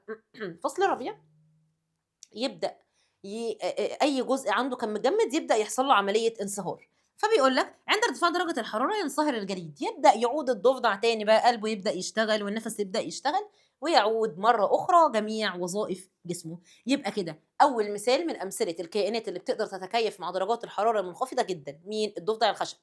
اللي بيحصل له وقف قلبه ووقف نفس، وبدا ينتج كميه من الجلوكوز اللي تعمل كماده مضاده للتجمد. فين؟ قال لك في الدماغ وفي القلب وفي الكبد. تمام. لما بيرجع فصل الربيع تاني بيبدا ترجع تاني درجات الحراره لما بينصهر التلج ويعود للحياه مره اخرى. طيب تاني حاجه معانا سمكه الجليد، سمك الجليد او الايس فيش. طيب ماله بقى؟ قال لك السمك دوت بيعيش في القاره القطبيه الجنوبيه عند درجات حراره اقل من الصفر برضه. طب السمك ده يا شباب الجو اللي هو عايش فيه ده جو قاتل حرفيا. ازاي السمك ده بيقدر يعيش وما يموتش؟ هتقول لي خلاص يمسح، احنا عارفين. اكيد هيعمل حاجه زي الضفدعه تمنع تجمد اجزائه الداخليه، لان لو الانسجه بتاعته اتجمدت خلاص ده كده ماتت. فقال لك سبحان الله العظيم، لقينا ايه يا شباب؟ لقينا ان هو بيفرز السمك دوت بروتينات كده، انواع معينه من البروتينات في الدم بتاعه. اسمها ايه؟ اسمها البروتينات المضاده للتجمد. ايوه، من اسمها اهو، ما دام بروتين مش هيخليه يتجمد يبقى كده السمكه دي هتحمي نفسها من حاله تلف الانسجه بتاعتها، تبقى هتعيش. فقال لك تمنع تكون بلورات التلج في دم السمكه وانسجتها. يبقى انا لما اجي اقول لك مين اللي استخدم الكربوهيدرات عشان ما يتجمدش، تقول لي انت ما قلتش كربوهيدرات، مش انا لسه قايله لك جلوكوز؟ والجلوكوز ده احد انواع الكربوهيدرات. طب مين اللي استخدم البروتين عشان ما يتجمدش؟ ايوه، معانا هنا سمك الجليد استخدم البروتين عشان ما يتجمدش. قال لك بروتينات تسمى البروتينات المضاده للتجمد. طيب تاني حاجه قال لك بيبدا لاحظنا ان السمك ده بيمتص الاكسجين بصوره مباشره من البيئه بتاعته اللي هي الميه. ليه؟ قال لك لان احنا لقينا ان الدم بتاعه يا شباب ما عندهوش هيموجلوبين. تقول لي يعني ايه مس كلمه هيموجلوبين؟ الهيموجلوبين ده يا شباب عباره عن ايه؟ عباره عن صبغه، الصبغه اللي هي موجوده في الدم بتاعنا اللي هي بتدينا اللون الاحمر. هيموجلوبين اسمها هيم يعني حديد، وجلوبين ده اسم بروتين. فالهيموجلوبين ده المسؤول عن حمل الاكسجين وثاني اكسيد الكربون اللي بيوصله خلال الجسم بتاعنا. تمام. طيب فهنا بيقول لك هو ما عندهوش هيموجلوبين ده، يبقى مين اللي بينقل غازاته؟ فبدا يقول لك ان هو بيمتص الاكسجين بشكل مباشر من الميه، وبذلك يعتبر احد انواع التكيفات النادره. يبقى مين اللي ما عندهوش هيموجلوبين؟ ايوه كده، اللي ما عندهوش هيموجلوبين هو الايس فيش. طب مين اللي خدناه في المنهج كان من التكيفات بتاعته ان هو كان بيزود تركيز الهيموجلوبين في دمه؟ معاكم 3 ثواني، 3 2 1، المفروض عرفتوها. فاكرين سمكه الافعى الفايبر فيش؟ الفايبر فيش دي اللي كانت بتزود تركيز الهيموجلوبين. امال مين اللي ما عندهوش هيموجلوبين؟ ايوه كده، الايس فيش او سمك الجليد. تمام. طيب تعالوا ناخد كائن تاني، بس الكائن دوت بقى بيعيش في درجات حراره مرتفعه جدا محدش يتحملها. يبقى احنا خدنا مثالين لكائنات بتعيش في درجات حراره منخفضه، مين ومين؟ الضفدع الخشبي اللي كان عايش في الاسكا، وكان عندنا تاني كائن معانا اللي احنا لسه متكلمين عنه سمك الجليد. طيب من الكائنات اللي بتعيش بقى في المناطق الحاره قوي قوي السحالي يا شباب. السحالي. فهنا هنبدا يقول لك ان انت عندك كائنات بتعيش في درجات حراره مرتفعه جدا، ولكن بتقدر ان هي تتكيف معاها. زي مين؟ زي السحليه الشوكيه. ايه بقى اللي بتعمله السحليه الشوكيه دي؟ اولا ارتفاع درجه الحراره وندره الميه بتخلي الامر صعب، ولكن لقينا سبحان الله العظيم ان ربنا جاعل للسحليه دي قنوات كده على راسها من فوق. القنوات ديت يا شباب بتبدا تمتص الرطوبه اللي موجوده في الهواء، وتبدا تمتص الرطوبه من الرمل. القنوات دي بتبدا تفتح فتحات على الفم بتاعها، فلما بتمتص الرطوبه بيبدا ينزل الميه دي جوه الفم، فبتقدر تتكيف مع درجه الحراره المرتفعه. يبقى بيقول لك احنا كده بنتكلم على السحليه الشوكيه، بتمتلك قنوات صغيره في سطح الجلد او في الجلد بتاعها تساعدها في تجميع الرطوبه من الجو او من الرمل، وبتبدا توجهها الى الفم بتاعها. يبقى القنوات دي موجوده فين؟ موجوده في الجلد. بتوصل لفين؟ بتوصل للفم بتاعها. اشمعنى؟ عشان تساعدها على البقاء على قيد الحياه. تمام. رطبه في تلك البيئه الجافه جدا. يبقى فتحات في جسمها او في الجلد بتاعها تفتح على فمها عشان تخلي جسمها رطب مقارنه بالجو ده. طيب ندخل في تاني حاجه معانا من العوامل الفيزيائيه اللي بتاثر على الطقس والمناخ. قال لك الضغط مثل احنا كنا واخدينه قبل كده. كنا واخدينه فعلا. تلاقي الامر فيه سهل باذن الله. قال لك يا شباب احنا عارفين ان الغلاف الجوي بتاعنا ما بيسيبش الارض ويمشي. عشان حاجه طبعا، عشان الجاذبيه شداه. وفاكرين سرعه الافلات؟ ايوه فاكرين سرعه الافلات بتاع كوكب الارض كام؟ 11.2 كيلومتر لكل ثانيه. ممتاز. فلقينا ان الغازات بتاعتنا سرعتهم، السرعه الفعليه بتاعتهم اقل من سرعه الافلات، فعشان كده هم ما قدروش يهربوا مننا زي عطارد. عطارد كانت السرعه الفعليه اكتر من سرعه الافلات، فقدروا يهربوا من عطارد. عشان كده عطارد ما عندوش غلاف جوي.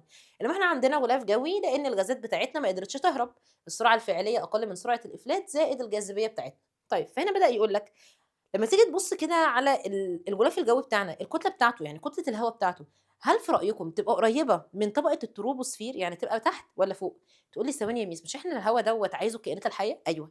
والكائنات الحيه عايشه تحت ولا فوق؟ تحت. يبقى كتله الهواء تبقى تحت ولا فوق؟ تحت. ممتاز جدا. فقال لك لاحظنا ايه؟ ان بتتركز معظم كتله الهواء الجوي في الطبقه من سطح الارض. يبقى معظم كتله الغلاف الجوي في الطبقه من سطح الارض وحتى ارتفاع 30 كيلومتر. يبقى اول 30 كيلومتر احنا عارفين ان الغلاف الجوي كله كام؟ 1000. تمام. واحنا كنا عندنا الملحوظه ديت اللي هي كانت في كتاب الامتحان احنا كنا واخدينها هنا. كان طبقه الاكسوسفير لحد 10000، لا هي لحد 1000 يا شباب، 1000 كيلومتر. طيب احنا عارفين كده كده ان الغلاف الجوي بتاعنا 1000، بس معظمه ال 1000 دول معظم كتله الغلاف الجوي، معظم كتله الغازات متركزه فين؟ من اول سطح الارض لحد مين؟ من اول التربه لحد 30 كيلو. تمام. طيب وكل ما بنطلع لفوق بنلاحظ ان كميه الهواء والكثافه بتاعته بتقل، فيصبح التنفس في الارتفاعات العاليه اكثر صعوبه. عشان كده تلاقي متسلقين الجبال بياخدوا على ظهرهم انابيب اكسجين، لان كلما ارتفعنا الاعلى بتقل نسبه الاكسجين وبتقل نسبه الغازات كلها. طيب كنا اتفقنا يا شباب يعني ايه كلمه الضغط الجوي؟ يعني وزن عمود الهواء. يعني مين؟ يعني اصدقائنا اللي كانوا ماشيين معانا في المنهج كله. فاكرين سعيد ومسعد ومسعود؟ اكيد يعني الناس دول مشيوا معانا والله. فاكرين سعيد مسعد ومسعود اهو. ماشي. واحنا كان عندنا اتفقنا ان احنا عندنا الغلاف الجوي 1000 كيلومتر. تمام. طب لما تيجي تبص كده على وزن عمود الهواء عند سعيد، وزن عمود الهواء عند مسعود، وزن سعيد، لا استنوا بقى عشان احنا كده هنلخبط اسمائهم وهنعمل مشكله. ده عندنا سعيد، وده عندنا مسعد، وده عندنا مسعود الغلباني اللي دايما قاعد في الحفره تحت. فلقينا ايه يا شباب؟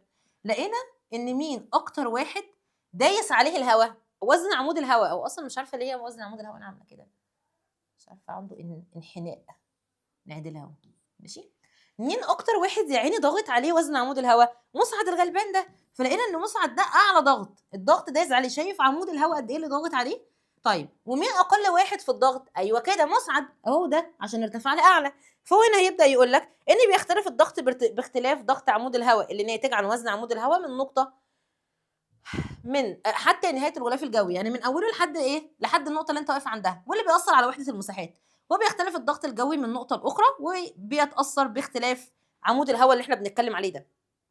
طيب بص هنا كده، شايف انت؟ شايف الضغط هنا قد ايه؟ طب شايف الضغط هنا قد ايه؟ فالضغط هنا اعلى ولا هنا اعلى؟ لا اكيد هنا اعلى. عرفت منين؟ تقول لي يا مس اصل وزن عمود الهواء هنا كبير، لما هنا وزن عمود الهواء قليل. يبقى وزن عمود الهواء بيعبر عن ايه؟ عن الضغط. فدايما الضغط فوق الجبل زي ما كان واقف الواد مسعد هيبقى اقل من مين؟ من مسعود الغلبان ومن سعيد اللي كان واقف على سطح الارض. طيب من هنا يا شباب هيبدا يقول لك الضغط الجوي عند قمه الجبل اقل من الضغط الجوي عند سطح البحر. خلاص دي احنا عرفناها. هنعمل حاجه اسمها خرائط الطقس. ايه بقى موضوع خرائط الطقس ده؟ تعالى اروح افهمها لك هناك ونرجع تاني. قال لك بص يا عم، تعالى انا وانت نقيس الضغط الجوي في عده اماكن مختلفه. ماشي، تعالى مثلا نقيس الضغط الجوي عند المنطقه اكس وزد، ومثلا نقيس عند واي، ونقيس عند مثلا اس، ونشوف ايه اللي هيحصل. فلقينا ايه؟ لقينا يا شباب مثلا ان الضغط هنا 200 وليكن 200، ولقينا الضغط عند زد برضو 200، لقينا الضغط فرضا عند واي 500، ولقينا الضغط عند اس 500. ماشي كده، احنا قسنا الضغط في 4 اماكن، لقينا ان في اماكن الضغط بتاعها قد بعض متساوي. فهنبدا نعمل ايه؟ هنبدا نرسم خطوط ما بين المناطق اللي الضغط بتاعها متساوي. احنا رايحين فين اهي، ونرسم خطوط ما بين الاماكن اللي الضغط بتاعها متساوي. اولا انا رسمت خط ايه؟ انا رسمت خط منحني اهو. رسمت خط ايه يا شباب؟ خط منحني. الخطوط دي هنديها اسم. هي ايه دي اصلا؟ دي الخطوط اللي بتمسك المناطق اللي الضغط بتاعها متساوي. هنسمي الخطوط دي خطوط الايزو بار. يبقى خطوط الايزو بار دي اولا انا رسمها خط مستقيم ولا منحني؟ لا منحني. تصل بين نقاط الضغط المتساوي ولا المختلف؟ لا المتساوي. يبقى خطوط الايزو بار هي خطوط تصل بين نقاط الضغط الجوي المتساوي. حلو جدا. ودي خطوط منحنيه. طب احنا استفدنا ايه منها؟ قال لك والله استفدت ان انت عندك المنطقه اكس وزد ديت الضغط فيها 200، وان المنطقه واي واس الضغط فيها 500. طب مين اعلى في الضغط؟ هتقولي المنطقه واي وزد اللي هي المنطقه دي. قال لك الاعلى في الضغط هنديله رمز اتش. اتش ده تعبير عن كلمه هاي. مش انتوا عندكم في الانجليزي كلمه هاي دي معناها عالي؟ ايوه، فاحنا هندي الرمز اتش دوت للضغط العالي. تمام، فالمنطقه ذات الضغط العالي هنديها الرمز اتش. طب تعالى هنا، هنا كان الضغط 200 اكبر من 500 ولا اقل؟ اقل. يبقى كده دي هنديها رمز ال، اللي ده اختصار كلمه لو يعني منخفض. تمام يا شباب، يبقى احنا كده قدرنا نعمل حاجه. قدرنا نعمل ايه؟ انا قدرت اعمل خريطه. استنى بقى، اتمسح الله يهديك، احنا كبرناها وما اتمسحش. طيب قدرنا ان احنا يا شباب نعمل خريطه. الخريطه ديت عباره عن ايه؟ عباره عن ان احنا وصلنا مناطق الضغط المتساويه مع بعض بخطوط سميناها خطوط الايزوبار. المنطقه اللي ضغطها عالي اديناها الرمز اتش، المنطقه اللي ضغطها منخفض اديناها الرمز ال. هتقولي ماشي يا مس احنا كده استفدنا ايه يعني؟ استفدنا يا دكتورنا طبعا لمبدا الغني بيدي للفقير، ان كده اكيد الهواء هينتقل من المنطقه الاعلى في الضغط الى المنطقه الاقل في الضغط. فتلاقي مثلا في النشره يقول لك ايه؟ وانتقال الهواء من الشمال الشرقي الى الجنوب الغربي. ايه ده؟ عرفت منين ان من الشمال الشرقي الى الجنوب الغربي؟ اكيد لما هينتقل من المنطقه الاخرى، المنطقه الاولى كانت اعلى في الضغط والمنطقه الثانيه اقل في الضغط. تمام، احنا كده الهواء هينتقل او الضغط اللي عندي بينتقل من الاعلى اللي هو الاتش الى الاقل اللي هو ال. اللي احنا عملناها دي بقى اسمها ايه؟ اسمها خرائط الطقس. يبقى خرائط الطقس دي استعنا بها بخطوط سميناها خطوط الايزو بار، خطوط منحنيه تصل بين نقاط الضغط المتساوي ولا المختلف؟ المتساوي. طب الضغط بينتقل من الاعلى للاقل ولا من الاقل للاعلى؟ من الاعلى للاقل. يعني من ال للاتش ولا من اتش لال؟ لا من اتش لال. ممتازين جدا. تمام، اللي احنا سميناها خرائط الضغط الجوي. تعالى بقى بص كده معايا. هنا هيبدا يقول لك ان انت معاك اماكن الضغط. الاماكن اللي الضغط بتاعها مرتفع هنديها اتش، اللي الضغط بتاعها منخفض هنديها ال. هينتقل منين لفين؟ هينتقل من الاتش الى ال اكيد يعني. طيب من خلال الخطوط لو انت بصيت كده هتلاقي دي مثلا 1020، كل المنطقه دي كده اللي هو لاففها دي كده 1020، هنا مثلا 1026 باين، دي كده هتلاقيها هي كلها نفس الضغط. فهنا يبدا يقول لك خرائط الطقس خرائط يتم فيها توضيح مناطق الضغط الجوي المرتفع اللي احنا ادينا له رمز ايه؟ اتش، وتوضيح مناطق الضغط الجوي المنخفض اللي احنا ادينا له رمز ال، ويرسم فيها خطوط تصل بين المناطق ذات الضغط الجوي المتساوي اللي احنا سميناها فوق خطوط ايه؟ خيوط او خطوط الايزوبار. تمام؟ طيب تعالى بقى للبارومتر الزئبقي، وهنا يعني ايه؟ سنقف قليلا. ايه بقى حوار البارومتر الزئبقي ده؟ بصوا يا شباب، البارومتر الزئبقي اولا ده جهاز هنستخدمه عشان نقيس الضغط الجوي. تمام؟ متفقين؟ حلو. اعتمادا على ايه؟ يعني ايه الفكره اللي احنا هنستخدمها وبناء عليها هنستخدم جهاز البارومتر الزئبقي؟ قال لك بص يا دكتور، تعالى نفترض دلوقتي ان احنا جبنا سطح سائل. تعالى نروح كده هناك ونرجع تاني هنا فاوريك. تعالى نفترض دلوقتي ان انا جبت سائل. تمام، وهناخد على السائل ده نقطتين، ولتكن مثلا النقطه اكس وهناخد النقطه زد. بما ان يا شباب السائل دون ساكن يعني الميه واقفه اهي، يبقى ده معناها ايه؟ والله معناها ان الضغط اللي دايس على النقطه اكس يساوي الضغط اللي دايس على النقطه زد. مش انا عندي ضغط هواء هنا بيضغط وعندي ضغط هواء هنا بيضغط؟ بما ان السائل ساكن واقف هو في مكانه، يبقى اللي ضاغط هنا ضاغط هنا لان الاثنين نفس المستوى. تمام؟ طب حلو، هنبدا هنا نعمل حاجه. نعمل ايه؟ هنجيب اناء. الاناء ده هنحط فيه سائل، والسائل معانا اللي احنا هنستخدمه هو الزئبق. تمام؟ طيب وهنبدا بعد كده نجيب هنا انبوبه كده، والانبوبه ديت مرقمه ليها ارقام. طبعا هنلاحظ ايه لما احنا هنجيب الانبوبه دي ونقلبها على سطح الزئبق، هيبدا الزئبق يرتفع فيها، وليكن مثلا هيرتفع عند اي رقم. النهارده لسه في رقم محدد، بس مثلا ايه هيرتفع هنا اهو، ده كده سطح الزئبق. طيب انا بعد ما حطيت الانبوبه لقيت، خلينا بقى ايه نشيل دي، هنعتبر ان زد في ايه، الله المستعان. هنعتبر ان هي هنا اهي المنطقه دي زد، خلي دي زد اهي. يلا بقى انا جيت ابص كده لقيت ان اكس وزد هما الاتنين ساكنين. طبعا لمبدا ان النقاط اللي موجوده على نفس السطح وساكنه بيكون الضغط عندها متساوي، هتقولي بس يبقى كده يا ميس اكيد ان الهواء اللي ضاغط على المنطقه اكس بيعادل الهواء اللي ضاغط على المنطقه زد. وخلي بالك هو لما ضغط هنا طلعت في الانبوبه، بس كده الضغط ده قد ده، اشمعنى؟ لان هو ساكن. تمام. طيب لو انا بقى عايزه اقول لك ايه، مش هو يا ابني طلع عندك هنا رقم، مثلا الرقم اللي احنا هنلاقيه دلوقتي هنلاقي رقم 76 سنتيمتر زئبق، او هنلاقي رقم 760 ملي متر زئبق، الرقم اللي يطلع يعني كده يا دكتورنا الرقم ده قد بالظبط الضغط اللي على المنطقه مين؟ اكس. اشمعنى؟ لان يا مس انت قلتي ما دام هما الاثنين السطح ساكن يبقى الضغط عند اي نقطه من النقاط دي متساوي. فانا عايزه اعرف الضغط عند النقطه دي، فهنبدا نعرف الضغط عند النقطه دي بمعلوميه اللي طلع لنا هنا. مش فاهمين؟ تعالى نروح هناك كده في الرسمه وانا افهمك اكتر. هنا بيقول لك انت عندك جهاز اسمه البارومتر الزئبقي، بيقاس بيه الضغط الجوي باستخدام الجهاز ده، او بنقيس الضغط الجوي باستخدام البارومتر الزئبقي. طب هو بيتركب من ايه؟ قال لك بيتركب اول حاجه هنجيب حوض اهو، الحوض دوت هنبدا نحط فيه سائل. مين السائل بتاعنا؟ السائل بتاعنا اللي هو الزئبق، رمز الزئبق اتش جي. تمام. طيب ايه تاني؟ قال لك هتروح تجيب انبوبه، والانبوبه ديت منتظمه الشكل وهتكون مرقمه، وهنلاحظ ان الانبوبه ديت السائل هيطلع فيها. حلو جدا، بس هيكون عندي منطقه فراغ. تعالى بقى، قال لك ايه فكره العمل؟ تساوي الضغط عند جميع النقاط الواقعه في مستوى افقي واحد في سائل ساكن متجانس. يعني ايه؟ يعني ايه عشان لما تيجي تذاكر كده وانت فاتح الكتاب؟ يعني انا لو انت جايب طبق والطبق ده حاطط فيه مثلا كميه سائل، ولقيت ان سطح السائل في الطبق ده واقف، يبقى دون بيدل على ايه يا شباب؟ بيدل على ان، بص كده، ان الضغط على كل النقاط دي مثلا اكس وواي وزد واس، اكس وواي، ما دام السطح ده ساكن وكلهم على سطح افقي يبقى هنا الضغط كله متساوي. تمام كده؟ يبقى تاني ده بيعبر عن ايه؟ تساوي الضغط عند جميع النقاط الواقعه في مستوى افقي واحد في سائل ساكن اهو. حلو جدا. طيب فهنا بيقول لك تعالى بقى بص لي على الرسمه دي. دلوقتي احنا جايبين اناء وحاطين في الاناء ده زئبق، وجبنا الانبوبه، وجينا نشوف الضغط ولقينا ان السطح ساكن خلاص، السطح واقف، وجينا نبص عند النقطه بي وجينا نبص عند النقطه ايه. هتقول لي يا مس ما دام ديت نقطه في السطح الافقي لسائل ساكن يبقى الضغط عند بي اكيد بيساوي الضغط عند ايه. احسنت. طب هو هنا الضغط عند ايه ده؟ مين اللي بيسبب الضغط هنا؟ تقول لي اللي بيسبب الضغط هنا هو عمود الزئبق ده، لما ضغط هنا طلع قد الهواء اللي ضغط هنا بالظبط. حلو جدا. يعني الضغط عند النقطة ايه بيساوي ارتفاع عمود الزئبق. فلما جينا نقرأ هنا لقينا ان عمود الزئبق هنا يا شباب اما هنقول ب 760 ملي متر زئبق اتش جي، او 76 سنتيمتر زئبق، هي. فانت هتقول لي خلاص، ما هو انت يا مس ما دام عرفت الضغط عند ايه وعرفت ان هو بيساوي ال 760 دول، يبقى انا لما اجي اقول لك يا ابني الضغط عند بي قد ايه تقول لي هي نفس الضغط عند ايه. اشمعنى؟ لان هما الاثنين نقطتين ساكنين على سطح السائل.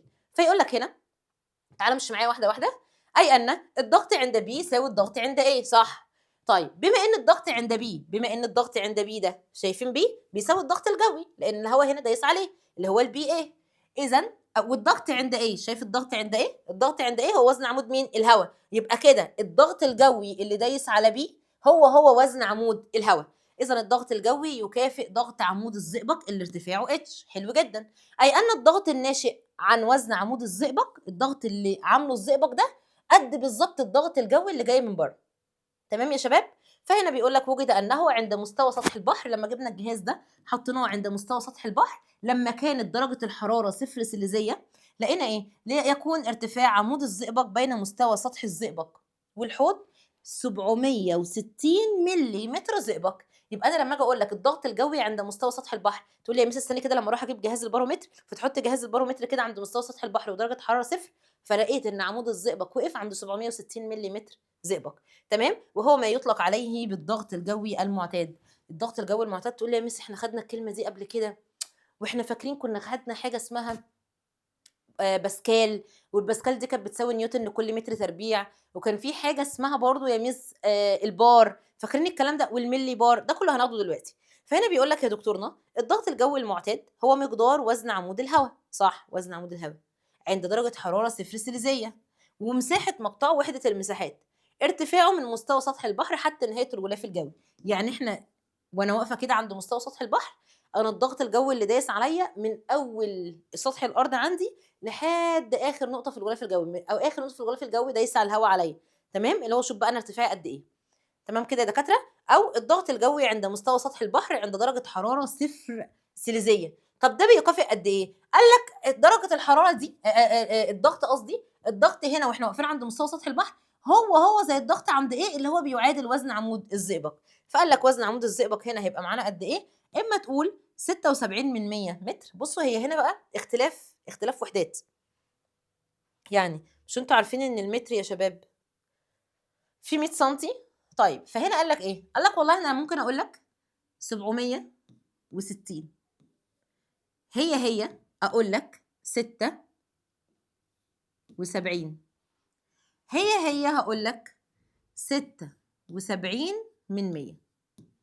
ايه ده بقى ايه ده بقى وايه اللي انتوا عاملينه ده؟ هقول لك بقى يا دكتورنا، انا لو جيت قلت لك 760 تقول لي ملي متر زئبق. طب 76 سنتيمتر زئبق. طب لو 76 من 100 تقول لي متر زئبق. حد فاهم حاجه؟ يعني هنا كان بالملي عشان كده الرقم كان كبير. طب هنا لما كان بالسنتي بدأ الرقم يقل. طب لما بقى بالمتر لا ده الرقم قل خالص. يبقى ال 760 يجي معاها الملي متر، ال 76 يجي معاها السنتيمتر، انما 76 من 100 دي كده يجي معاها الايه؟ المتر. تمام كده؟ طيب فهنا هيبدأ يدينا بقى 6 وحدات للضغط. قال لك من هنا يا دكتورنا يمكن التعبير عن قيمة الضغط الجوي المعتاد. ممكن نقول لو احنا هناخده بالنيوتن لكل متر تربيع او بالباسكال، استنى بس نغير اللون عشان يبقى اوضح ليك. لو احنا هناخده بالنيوتن لكل متر تربيع او بالباسكال فهو بيعادل 101300. دي كده اقل وحدة، 101300 نيوتن لكل متر تربيع، او اللي هي كانت بتعادل 1.13 من 10. دي كانت بتعادل 1.13 من 100 في 10 أس 5 نيوتن لكل متر تربيع أو باسكال. زودها عندك في الكتاب يلا، لو أنت فاتح الكتاب الامتحان دلوقتي وبتذاكر معايا. ال 101300 نيوتن لكل متر تربيع أو باسكال هي اللي احنا كنا واخدينها الأول 1.13 من 1000 في 10 أس 5 نيوتن لكل متر تربيع أو باسكال.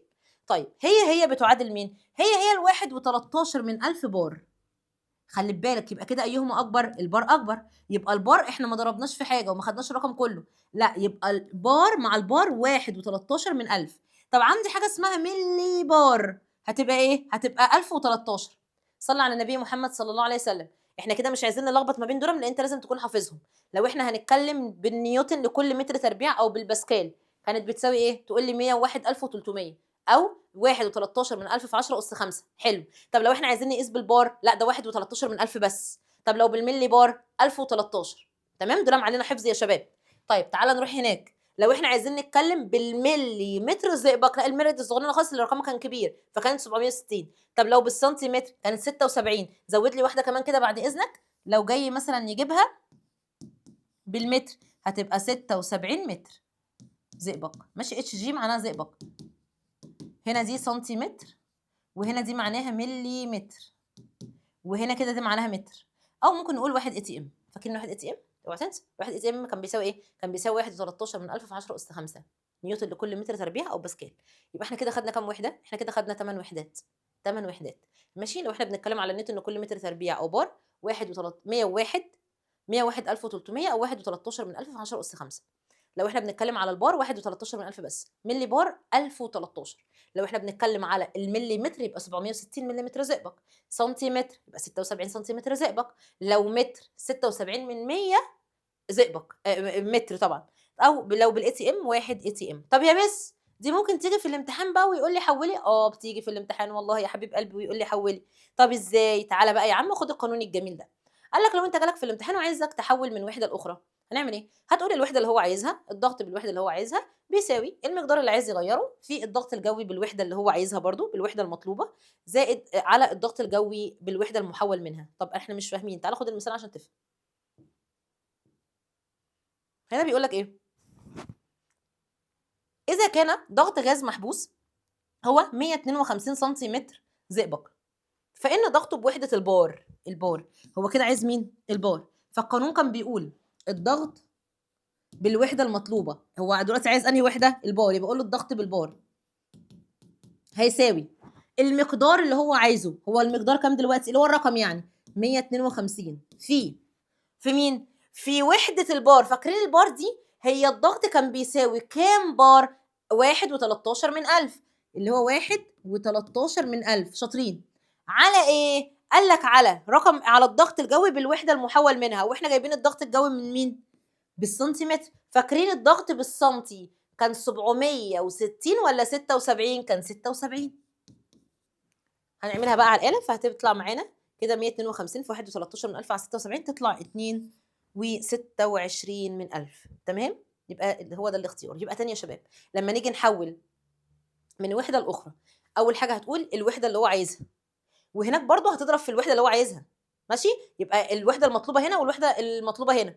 الرقم هننزل الرقم هنا، تحت هتنزل ايه؟ الرقم اللي هو جايبه، قيمه الضغط بالرقم اللي هو جايبه. يعني هو هنا كان جايب لنا السنتي، قيمه الضغط بالسنتي كانت 76. طب لو كان جايبها مليمتر كنا حاطين تحت 760. طب لو كان جايبها متر كانت تبقى 76 من 100. تمام؟ طيب وهنا الوحده اللي هو عايزها اللي هي وحده البار، البار ديت الضغط الجوي بالبار كام؟ 1 و13 من 1000. عشان كده انا كنت لسه بقول لكم لازم نكون حافظين دول يا شباب. فانا لما اجي اقول لك الضغط الجوي بالملي بار 1013، بالبار 1 و13 من 1000. طب بالنيوتن لكل متر تربيع 101 1300 او 1 و13 من 1000 10 اس 5. طب بالسنتي 76. طب بالمتر 76 من 100. طب لو بالملي متر 760. طب لو بالاي تي ام بالضغط الجوي المعتاد تبقى 1. تمام؟ تعالى بقى هنا بيقول لك ايه؟ بيقول لك من استخدامات البارومتر الزئبقي اللي احنا كنا لسه واخدينه تعيين ارتفاع جبل، حيث تمثل قراءة البارومتر الزئبقي مقدار الضغط الجوي الواقع عليه. سهل قوي. تتوقع بقى قبل ما نشرح الحتة دي، لو انا معايا جهاز البارومتر ده وخدته مرة على الارض وخدت مرة كمان فوق الجبل، هتلاقيه يا شباب كمية الزئبق اللي فيه اعلى على الارض ولا اعلى فوق الجبل؟ ممتاز، على الارض. طب احنا مش فاهمين، تعالى انا افهمك حالا. بص كده، شايف انت الرسمه دي؟ هنا جايب لك ايه؟ جايب لك ده ارتفاع الزئبق. مش احنا اتفقنا دلوقتي ان لو احنا واخدين نقطه هنا واخدين نقطه جوه هنا، ضغط عمود الهواء اللي ضاغط هنا هو بيعادل ارتفاع الزئبق ده. تمام؟ صح كده؟ ده احنا اتفقنا بقى ان اي نقطتين على مستوى افق السائل ساكن بيكونوا قد بعض. طيب حضرتك هتلاحظ هنا، بص كده الزئبق واقف لحد فين؟ واقف لحد هنا. يا شباب ارتفاع الزئبق ده هو عباره عن ايه؟ الضغط لما بيضغط يقوم مدخل الزئبق لجوه كده. يبقى انا كل ما هضغط قوي الزئبق هيرتفع قوي، وكل ما اضغط قليل الزئبق هيرتفع قليل. طب تعالى هنا، في رايك بقى فوق الجبل هو الضغط اللي بيضغط كبير ولا قليل؟ فاكر سعيد ومسعد ومسعود؟ فكان طول عمود الهواء عند الواد اللي فوق الجبل قليل، فالضغط اللي هيضغط هنا مش كتير، فهتلاقي السائل ارتفع قوي زي هنا ولا اقل؟ والرسمتين دول غايه في الاهميه، غايه في الاهميه، غايه في الاهميه. يبقى كل لما كميه الزئبق تبقى اعلى كل لما الضغط يبقى اعلى، كل لما كميه الزئبق تبقى اقل كل لما الضغط يبقى اقل. مهمين جدا جدا. يجيب لك الرسمتين دول ويقول لك تتوقع فين سطح الارض وتتوقع فين الحفره وتتوقع فين. يعني لو كنا جبنا واحده كمان، يعني انت رايكم يا شباب لو انا كنت هرسم للواد اللي في الحفره بقى، كنت هرسم عند الارتفاع ده ولا كنت هرسم عند ارتفاع اكتر؟ ايوه كده، ايوه كده، كنت هرسم عند ارتفاع اكتر.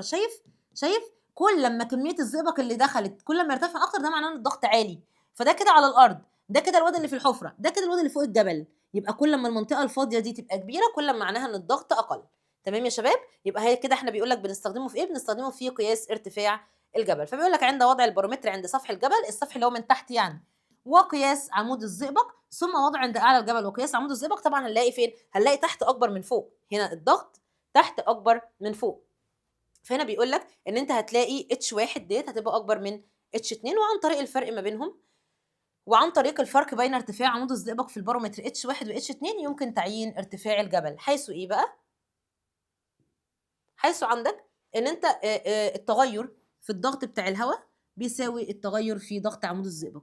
التغير في ضغط الهواء بيساوي التغير في ضغط عمود الايه؟ الزئبق يا شباب. طيب تعالى كده، دي احنا حليناها. ماشي، اخد واحده ثانيه بقى. اذا كان ضغط غاز محبوس هو 1520 ملم زئبق، فان ضغطه بوحده النيوتن لكل متر تربيع. يلا القانون بتاعنا هو كده عايز الضغط بوحده ايه؟ النيوتن لكل متر تربيع. يبقى هنقول له الضغط بالنيوتن لكل متر تربيع هتساوي المقدار اللي هو الرقم 1520 في الضغط بالنيوتن لكل متر تربيع. فاكرين الضغط بالنيوتن لكل متر تربيع كان بيساوي كام؟ كان بيساوي اما اقول 101300 او يا اما كنا بنقول 1.13 من 1000 في 10 اس 5. طيب على مين؟ على عندنا الضغط بالوحده اللي جايبها. هو الضغط بالمليمتر كان بيساوي كام؟ كان بيساوي 760. نعملها على آلة بقى، نعملها على الآلة. ثواني اجيب الآلة. نرجع تاني يا شباب، بسم الله. اعملوها يلا قبليه. يطلع معانا، الله المستعان. احنا كده عايزين نقول ايه يا شباب؟ عايزين نقول 1520 في 101300 على 760. طلعت معانا 2 في 10 أس سالب 5. 2 في 10 أس 5. يبقى الاختيار مين؟ يبقى معانا الاختيار ب. تمام، عرفنا هنعمل ايه؟ يبقى الضغط بالوحدة المطلوبة، الضغط بالوحدة المطلوبة بنضربه في الضغط، قيمة الضغط بالوحدة المطلوبة اللي هو الوحدة المطلوبة نيوتن لكل متر تربيع اللي بتعادل 101300 على قيمة الضغط بالوحدة اللي هو جايبها اللي هي ما دام بالمليمتر يبقى نحط 760. طلعت معانا 2 في 10 أس 5. تمام؟ طيب الضغط الجوي والكائنات الحية. فاكرين احنا كنا خدنا ان الكائنات الحية يا شباب بتتأثر بالضغط. فاكرين كان في كائنات بتعيش على ضغط كبير قوي زي الايس فيش. فاكرين كانت بتعيش على عمق كام؟ كانت بتعيش على عمق 2000 متر. وكنا بنقول الضغط الجسم بتاعها كان بيبقى مضغوط. تمام، وكنا خدنا برضو ان الكائنات اللي بتعيش على اعماق كبيره الجسم بتاعها بيبقى مدمج وبيبقى معظمه بروتين. طيب احنا هنا جايين نتكلم عن ايه؟ جايين نتكلم على الضغط الجوي والكائنات الحيه. بنقول بينخفض الضغط الجوي بالارتفاع عن مستوى سطح البحر. حلو جدا، واحنا اتفقنا. فاكرين سعيد ومسعد ومسعود؟ الواد اللي كان فوق الجبل كان الضغط بتاعه عالي ولا منخفض؟ منخفض، على عكس الولد اللي كان في الحفره. فبيقول كل ما بنطلع لفوق الضغط بيقل. فهنلاقي ففي المناطق المرتفعه، المناطق اللي هي بتبقى فوق الضغط قليل وكميه الاكسجين قليله وكثافه الهواء كمان قليله، ينخفض الضغط الجوي مع انخفاض مستوى الاكسجين. ايوه اهو الاكسجين قليل. عشان كده كنت بقول لك متسلقين الجبال بيكونوا حاطين على كتفهم ايه؟ بيكونوا لابسين انابيب اكسجين عشان يقدروا يتنفسوا بصوره صحيحه. طيب فهنا بيقول لك بيكون مستويات الاكسجين المتاح للتنفس بيقل معانا. النقص في الاكسجين دوت يضع ضغطا على الجسم. ما هو في كميه اكسجين قليله، مما يتطلب ايه بقى؟ يا اما الكائن يتكيف يا اما الكائن يموت. فقال لك تكيفات من الكائنات التي تعيش في تلك المناطق مثل زياده انتاج كريات الدم الحمراء مما يساعد على نقل كميه اكبر من الاكسجين المتاح. نفس فكره الفايبر فيش اللي هي سمكه الافعى لما كانت عايزه تواجه نقص كميه الاكسجين عن طريق ان هي كانت بتزود الهيموجلوبين بتاع الدم. واتفقنا ان زياده تركيز الهيموجلوبين ده بيزود تركيز الاكسجين. فهنا قال لك ده الحل عندنا. اللي هنلاقي ان الكائنات ديت يا شباب بتنتج كريات دم حمراء كتيره. ليه؟ عشان تقدر تنقل غاز الاكسجين للانسجه. طيب فتزداد احتماليه انفجار الشعيرات الدمويه الدقيقه في انف متسلقي الجبال. فعلا بنلاحظ ايه يا شباب؟ بنلاحظ ان الانف بتاعت متسلقي الجبال بتنزف، يعني تلاقي انفهم كده بتنزف دم بسبب ايه؟ بسبب الارتفاع لاعلى. طيب يرجع ذلك لايه بقى؟ قال لك ان هنا ليه بنلاقي الانف بتنزل؟ ليه بنلاقي الشعيرات الدمويه بيحصل لها عمليه انفجار؟ قال لك بسبب اختلاف الضغط تحت عن فوق. قال لك بسبب زياده الفرق بين ضغط الدم داخل الشعيرات الدمويه والضغط الجوي المنخفض بالخارج. عارف انت في حد عمال يضغط جوه وفي حد سايب بره، فده يولد ايه؟ يولد انفجار. يبقى بيقول لك هنا زياده انفجار الشعيرات الدمويه او بتبقى في احتماليه لانفجار الشعيرات الدمويه في انف المتسلقين. ليه يا شباب؟ بسبب الفرق في الضغط ما بين ضغط الدم داخل الشعيرات بيبقى عالي والضغط الجوي المنخفض بيكون بره. طيب تعالى هنا ادينا كده معلومه. وبعدين الناس بتبدا تسالني مس هو احنا نذاكر الخلفيه العلميه؟ ايوه ذاكروها، يعني من ضمن المعلومات. تمام؟ فبيقول لك ضغط الدم داخل الأوعية الدموية، تمام؟ أعلى من الضغط الجوي المعتاد، أكيد ضغط الدم جوّه أعلى من الضغط الجوي المعتاد. طيب هذا الفرق في الضغط تتمكن أو هذا الفرق في الضغط تتمكن الشعيرات الدموية للشخص السليم من تحمُّله، يعني إحنا في العادي في فرق ما بين الضغط الجوي جوّه، الضغط بتاع الدم جوّه، وفي فرق ما بين الضغط الجوي، بس لو إحنا أشخاص سليمة إحنا بنقدر نتحمّل الضغط ده، ولكن بقى لمّا بيبدأ الضغط ده يا شباب يقل أوي، زي لمّا إحنا كده بنطلع فوق الجبال، إيه اللي بيحصل؟ قال لك لكن من انخفاض الضغط الجوي الواقع على الجسم يزداد الفرق بقى، يبقى في فرق كبير بين ضغط الدم والضغط الجوي، مما قد يؤدي إلى انفجار الشعيرات الدموية الدقيقة نفس اللي إحنا قايلينها. يبقى هو بيقول لك لو إحنا عادي على الأرض في الضغط الجوي المعتاد على الأرض، ففي فرق ما بين الضغط بتاع الدم جوّه، وفي فرق ما بين إيه؟ ضغط الدم والضغط الجوي، بس ده هنتحمّله لو إحنا على الأرض، ولكن لمّا بنطلع لفوق بيبدأ الفرق في الضغط ده بيزيد أوي، فيؤدي إلى انفجار الشعيرات الدموية. طيب الدم يا شباب، ماله الدم؟ قال لك الدم دوّة نسيج اسمه نسيج ضام. بُصّوا يا شباب، إحنا عندنا جسم الإنسان مكوّن من حاجات أصغر اسمها أجهزة، والأجهزة من أعضاء، والأعضاء من أنسجة، والأنسجة من خلايا، حلو أوي. طيب إحنا عندنا لمّا بنيجي نتكلم عن الدم بتاعنا ده، الدم ده عبارة عن نسيج، تمام؟ الأنسجة عندنا أنواع، من ضمن الأنسجة عندي حاجة اسمها نسيج ضام. تمام؟ طيب ماله بقى النسيج الضام دوّة؟ قال لك النسيج الضام ده وطبعًا هنا هنلاحظ إن النسيج الضام بتاعي اسمه نسيج ضام وعائي، وعائي يعني إيه؟ يعني سائل. فهنا بيقول لك الدم ده عبارة عن نسيج ضام، ماله؟ متخصص يتكون من مادة خلالية، يعني إيه مادة خلالية؟ يعني مادة بين خلوية، يعني مثلًا إحنا فهمنا خلالية عشان نفهم بين خلوية، يعني يا دكتورنا لو أنت عندك خلية وخلية وفي النُص سائل، بنقول السائل ده سائل بين خلوي، ليه؟ أو سائل خلالي لإنه بيدخل ما بين الخلايا. تمام كده؟ فبيقول لك الدم ده عبارة عن نسيج ضام من مادة خلالية تسمى البلازما تسبح فيها خلايا الدم، يبقى أنا عندي البلازما دي بتسبح فيها مين؟ خلايا الدم. طب تعالَ كده ناخد أنا وأنت تركيب الدم، بدأ يقول لك إن الدم بتاعنا لو إحنا واخدين عينة من الدم كده، هنلاقي إن الدم بتاعنا دوّة فيه البلازما، هو ده أغلب الدم بتاعنا يا شباب. أغلب الدم بتاعنا عبارة عن إيه؟ أغلب الدم بتاعنا عبارة عن بلازما، نسبة البلازما في الدم بتاعنا يعني حوالي 54%، شايف أكتر من النُص، 54% من الدم بتاعنا بلازما، فهو بيقول لك ده المكون السائل للدم. طيب بتحتوي على إيه؟ البلازما ديّة جواها بروتينات وجواها مغذيات وهرمونات. البلازما بتاعتنا دي كمان معظمها مَيّة. حد فاكر الآية؟ "وجعلنا من الماء كل شيء حي." سبحان الله العظيم. فلقينا إن معظم الدم بتاعنا أو 54% من الدم بتاعنا بلازما، البلازما ديّة معظمها مَيّة. طب جواها إيه البلازما ديّة اللي هي السائل اللي بيكوّن الدم؟ قال لك هتلاقي فيها بروتينات ومغذيات وهرمونات وفضلات، هالاقي فيها كل حاجة. طيب هالاقي فيها إيه تاني؟ بما إن إحنا قُلنا 54% بلازما، فأنا كده لسه فاضل معايا 46%. قال لك ال46% دول يا دكاترة متقسمين على 3 حاجات، متقسمين على الصفائح الدموية ودي اللي مهمة جدًا، جدًا في عملية الجلطة. عارف لمّا حضرتك بتتجرح وتجيب كده منديل وتحطه خلاص شوية وبتلاقي الجرح إيه، وقّف دم. إيه اللي خلّى الدم يُقف؟ لإن حصل جلطة، حصل جلطة في المنطقة دي. والجلطة دي مهمة جدًا، ديّة الجلطة الحلوة عشان الناس بس بتسمع كلمة جلطة، يا نهار أبيض جالي جلطة! لأ مش دي، دي الجلطة التانية دي حاجة وحشة، إنما إحنا بنتكلم على الجلطة الدموية ديّة إن هي بتوقّف نزيف الدم عشان ما نفقدش الدم يا شباب. مين المسؤول عن تجلطات الدم أو اللي بتشارك عن الجلطة عند حدوث النزيف؟ دي الصفائح. طيب عندي حاجة تانية من مكونات الدم من ضمن ال46% اللي هي خلايا الدم الحمرا. خلايا الدم الحمرا ديّة بقى مهمة جدًا، جدًا. ليه؟ لإن فيها صبغة اسمها صبغة الهيموجلوبين، وأنا كنت لسه قايله لكم عليها من شوية. الهيموجلوبين يا شباب هيم يعني حديد وجلوبين ده يعني بروتين، والهيموجلوبين ده الصبغة دي هي اللي بتدّي الدم لونه الأحمر، هي اللي بتدّي الدم لونه الإيه؟ الأحمر، وهي اللي مسؤولة عن نقل إيه؟ هي اللي مسؤولة عن نقل الغازات، يعني الهيموجلوبين ده هو اللي بينقل الأكسجين، وهو اللي برضه بيودّي ثاني أكسيد الكربون عشان يخلّصنا منه في عملية الزفير. فهنا بيقول يحتوي السيتوبلازم بتاعها اللي هي كرات الدم الحمراء على صبغة الهيموجلوبين الحمراء المسؤولة عن نقل الأكسجين وجزء ضئيل من غاز ثاني أكسيد الكربون، تمام؟ طيب خلايا الدم البيضا دي بقى الجيش بتاعنا، دي بقى لمّا ييجي ميكروب أو ييجي أي كائن ممرض، الجيش بتاعنا بيبدأ يخرج اللي هو مين؟ اللي هو خلايا الدم البيضا. فبيقول لك تحمي الجسم من البكتيريا والفيروسات والفطريات والمواد الغريبة. يبقى إحنا كده الدم بتاعنا هو عبارة عن نسيج، إيه بقى؟ ضام، ممتاز. النسيج الضام دوًّا مكوّن من كام حاجة؟ 4 حاجات. في مكون أساسي كده هو السائل سميناه بلازما، البلازما دي معظمها مَيّة، طيب جواها هالاقي بروتين وهرمونات وفضلات وهالاقي إنزيمات وهالاقي حاجات كتير. طيب هالاقي إيه تاني؟ هالاقي حد كده بيعمل الجلطة، مين بتاع الجلطة؟ مين؟ الصفائح، ممتاز. في حد الجيش بتاع جسمي اللي بيهاجم الميكروبات ده مين؟ خلايا الدم البيضا. في حد اللي بينقل الغازات زي الأكسجين ده مين؟ دوًّا خلايا الدم الحمرا. ده كده الدم بصورة إيه؟ بصورة سريعة. طيب ضغط الدم يا شباب قال لك إيه بقى؟ عارف أنت تلاقي حد يقول لك إيه، ياه ده أنا مصدّع أوي، ده أنا تعبان، مالك يا حاج؟ يقول لك استنى كده يا ابني أمّا أروح أقيس الضغط، ده أنا ضغطي عالي. في حد تاني ياه ده أنا مهبّطة ومش قادرة وادّوني كوباية مَيّة بسُكّر بسرعة، مالك يا حاجة؟ تقول لك أصل أنا ضغطي منخفض. إيه بقى الحوار ده؟ إيه موضوع الضغط العالي وإيه موضوع الضغط المنخفض؟ بُصّوا يا شباب، إحنا عندنا القلب بتاعنا بيضخ الدم لجميع أجزاء الجسم، تمام؟ طيب إحنا المفروض إن هو لمّا بيضخ الدم، إحنا عندنا حاجة اسمها ضغط الدم. ضغط الدم لو إحنا أشخاص طبيعيين بيعادل قد إيه؟ قال لك من 80 ل120. 80 على 120 تمام؟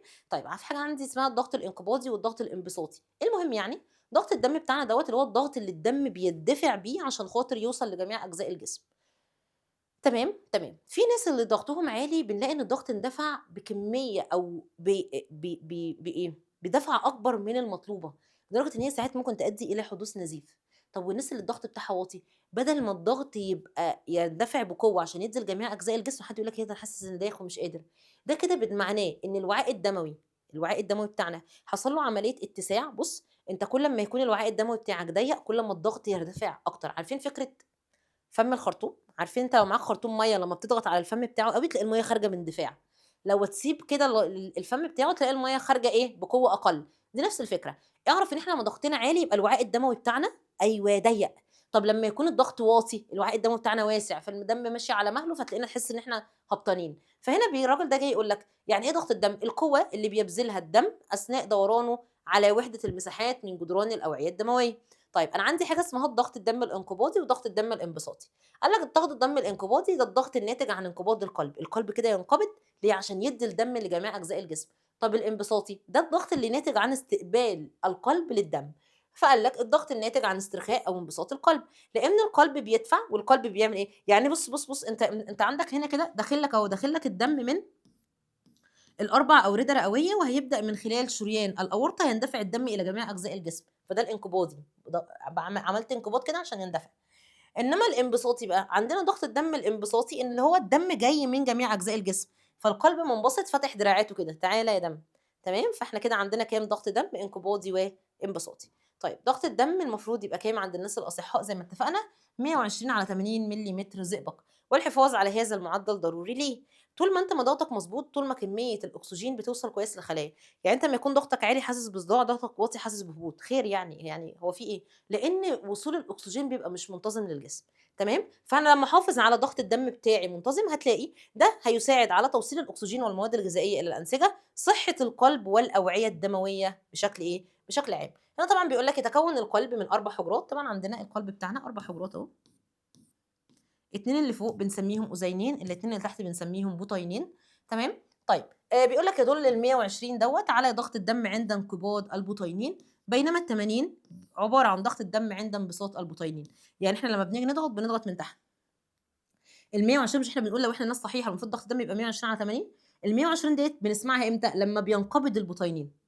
طب ال80 ديّة نسمعها إمتى؟ لمّا ينبسط البطينين، يبقى إحنا مركزين مع البطينين ما لناش علاقة بمين؟ بالأذينين. طيب معانا رقم 3 الرياح، يبقى إحنا كده قبل ما ندخل رقم 3 الرياح إحنا كده خدنا حاجتين، خدنا إيه وخدنا إيه؟ خدنا درجة الحرارة وخدنا الضغط. دلوقتي رايحين للعامل رقم 3 الرياح، وبعد الرياح ناخد الرطوبة ونبقى خلصنا الدرس. يالّا رجّع ضهرك لورا كده واستعين بالله ونبدأ مع بعض في الرياح. يالّا بينا يا شباب مع العامل رقم 3 من العوامل الفيزيائية اللي بتأثّر على الضغط والمناخ بتاعنا، العامل اللي معانا اللي هو الرياح. يعني إيه الرياح يا شباب؟ كنا قايلين من شوية إن إحنا عندنا الضغط عملنا له خرائط اسمها خرائط الطقس، حلو، واتفقنا إن أنا عندي الضغط في مناطق بتبقى مرتفعة الضغط اديناها الرمز H، وفي مناطق منخفضة الضغط اديناها الرمز L، واتفقنا إن الضغط بينتقل من الH إلى الL اللي هي من مناطق الضغط المرتفع إلى مناطق الضغط المنخفض. الحركة يا شباب ديًا هي الرياح، يعني إيه؟ قال لك الرياح يا شباب معناها حركة الهواء. الرياح يعني إيه؟ حركة الهوا، الرياح يعني في هوا بيتحرك، حركة الهوا من مناطق الضغط المرتفع اللي ادينا له الرمز H high إلى مناطق الضغط المنخفض اللي ادينا له الرمز L. يبقى يعني إيه الرياح؟ رياح يعني حركة هوا، رياح يعني حركة هوا من اللي فين؟ من مناطق الضغط المرتفع إلى مناطق الضغط المنخفض. طيب فهنا هتبدأ تقول لك إن بتأثر سرعة الرياح دي بتأثر على إيه؟ بتأثر على درجة الحرارة وأكيد بتأثر برضه على الرطوبة اللي موجودة في الغلاف الجوي. يبقى الرياح ما يا شباب هنلاقيناها إن هي بتأثّر على الحرارة وبتأثّر على الرطوبة اللي موجودة في الغلاف الجوي، وبالتالي فإن الرياح القوية ديّة هتؤدي إلى تغيُّرات كبيرة في الطقس. يعني لو أنت عايش في منطقة فيها رياح قوية غير لمّا تكون عايش في منطقة فيها رياح ضعيفة. طيب فهنا هنبدأ نقول إن إحنا عندنا عدة أنظمة للرياح على سطح الأرض، زي الرياح مين؟ زي الرياح القطبية مثلًا، من اسمها رياح قطبية أكيد دي هتكون جاية منين؟ أكيد جاية من ناحية القطبين، ممتاز جدًا. طيب رياح قطبية أكيد هتبقى باردة والّا سخنة؟ أكيد باردة. أكيد هتبقى جافة والّا رطبة؟ أكيد برضه هتبقى جافة. فهنا هيقول لك مين الرياح القطبية؟ دي رياح جافة باردة تهُب من مناطق الضغط الجوي المرتفع اللي إحنا اديناها الرمز H حول القطبين الشمالي والجنوبي إلى مناطق الضغط الجوي المنخفض اللي إحنا ادينا له الرمز L في المناطق شبه القطبية. يبقى الرياح القطبية دي هتيجي من مناطق الضغط الجوي المرتفع من عند المناطق القطبية إلى المناطق شبه القطبية زي ما هو موضح معانا كده. طيب دور الأنسجة النباتية في مقاومة الرياح، هل يا شباب لو إحنا معانا مثلا نباتات موجودة في منطقة الرياح فيها ضعيفة، هل هتبقى يعني تكيف النبات دوت زي النباتات اللي موجودة في مناطق الهواء فيها شديد؟ تقول لي لا يا مس، اكيد لو الهواء شديد في منطقه معينه ممكن يؤدي الى كسر السيقان بتاعه النباتات او الى تساقط اوراق النباتات. ليه؟ لان الهواء الشديد ده هيبدا ياثر عليها، فبيقول لك تؤثر الرياح الشديده على النباتات فقد تؤدي الى انكسار سيقانها او تمزق اوراقها اذا لم تكن مدعمه. فاكيد لو انا بصيت على نبات موجود في منطقه شديده الرياح هيبقى تدعيمه مختلف عن النباتات اللي موجوده في منطقه ضعيفه الرياح. طيب فمن هنا بيقول لك ايه؟ بيقول لك تمتلك النباتات أنسجة خاصة، الأنسجة ديّة يا شباب بتختلف من حيث التركيب والوظيفة، وهنشوف دلوقتي 3 أنواع من الأنسجة النباتية. طيب وقال لك الأنسجة دي طيب هتساعد في إيه؟ قال لك هتساعدنا على دعم الأعضاء النباتية، بدل ما النبات يتكسر كده أثناء أي حبة رياح، لأ هنلاقي إن في بعض الأنسجة النباتية تعمل على دعم النبات، يبقى النبات كده قادر يقاوم تأثير الرياح وما ينكسرش قدامه. طب هنقسم الأنسجة النباتية ديًّا، أولًا إحنا عندنا نوعين من الأنسجة يا شباب، عندي حاجة اسمها أنسجة نباتية بسيطة، وعندي حاجة اسمها أنسجة نباتية مركبة. بسيط ومركب، يبقى الأنسجة النباتية عندي منها كام نوع؟ نوعين، بسيط وعندي نوع تاني مركب. المركب ده كنتوا انتوا بتاخدوه زمان حاجة اسمها خشب وحاجة اسمها لحاء، خشب ولحاء، تمام؟ الخشب دوت اللي كان بينقل المية والأملاح من الجذر للورقة، واللحاء ده اللي كان بينقل الغذاء من الورقة إلى جميع أجزاء النبات. ده كان النسيج المركب. طب أمال النسيج البسيط؟ قال لك عندنا 3 أنواع بنسميهم عيلة الشيمي. مين عيلة الشيمي؟ أول نسيج عندي اسمه بارنشيمي، التاني اسمه كولانشيمي، التالت اسمه اسكالرانشيمي. يبقى الأنسجة النباتية كده عندي كام نوع من الأنسجة النباتية؟ هتقول لي يا مس استني، ده نسيج بسيط ولا مركب؟ لأ بسيط، لو بسيط قُل لي 3: بارنشيمي، كولانشيمي، سكالرانشيمي.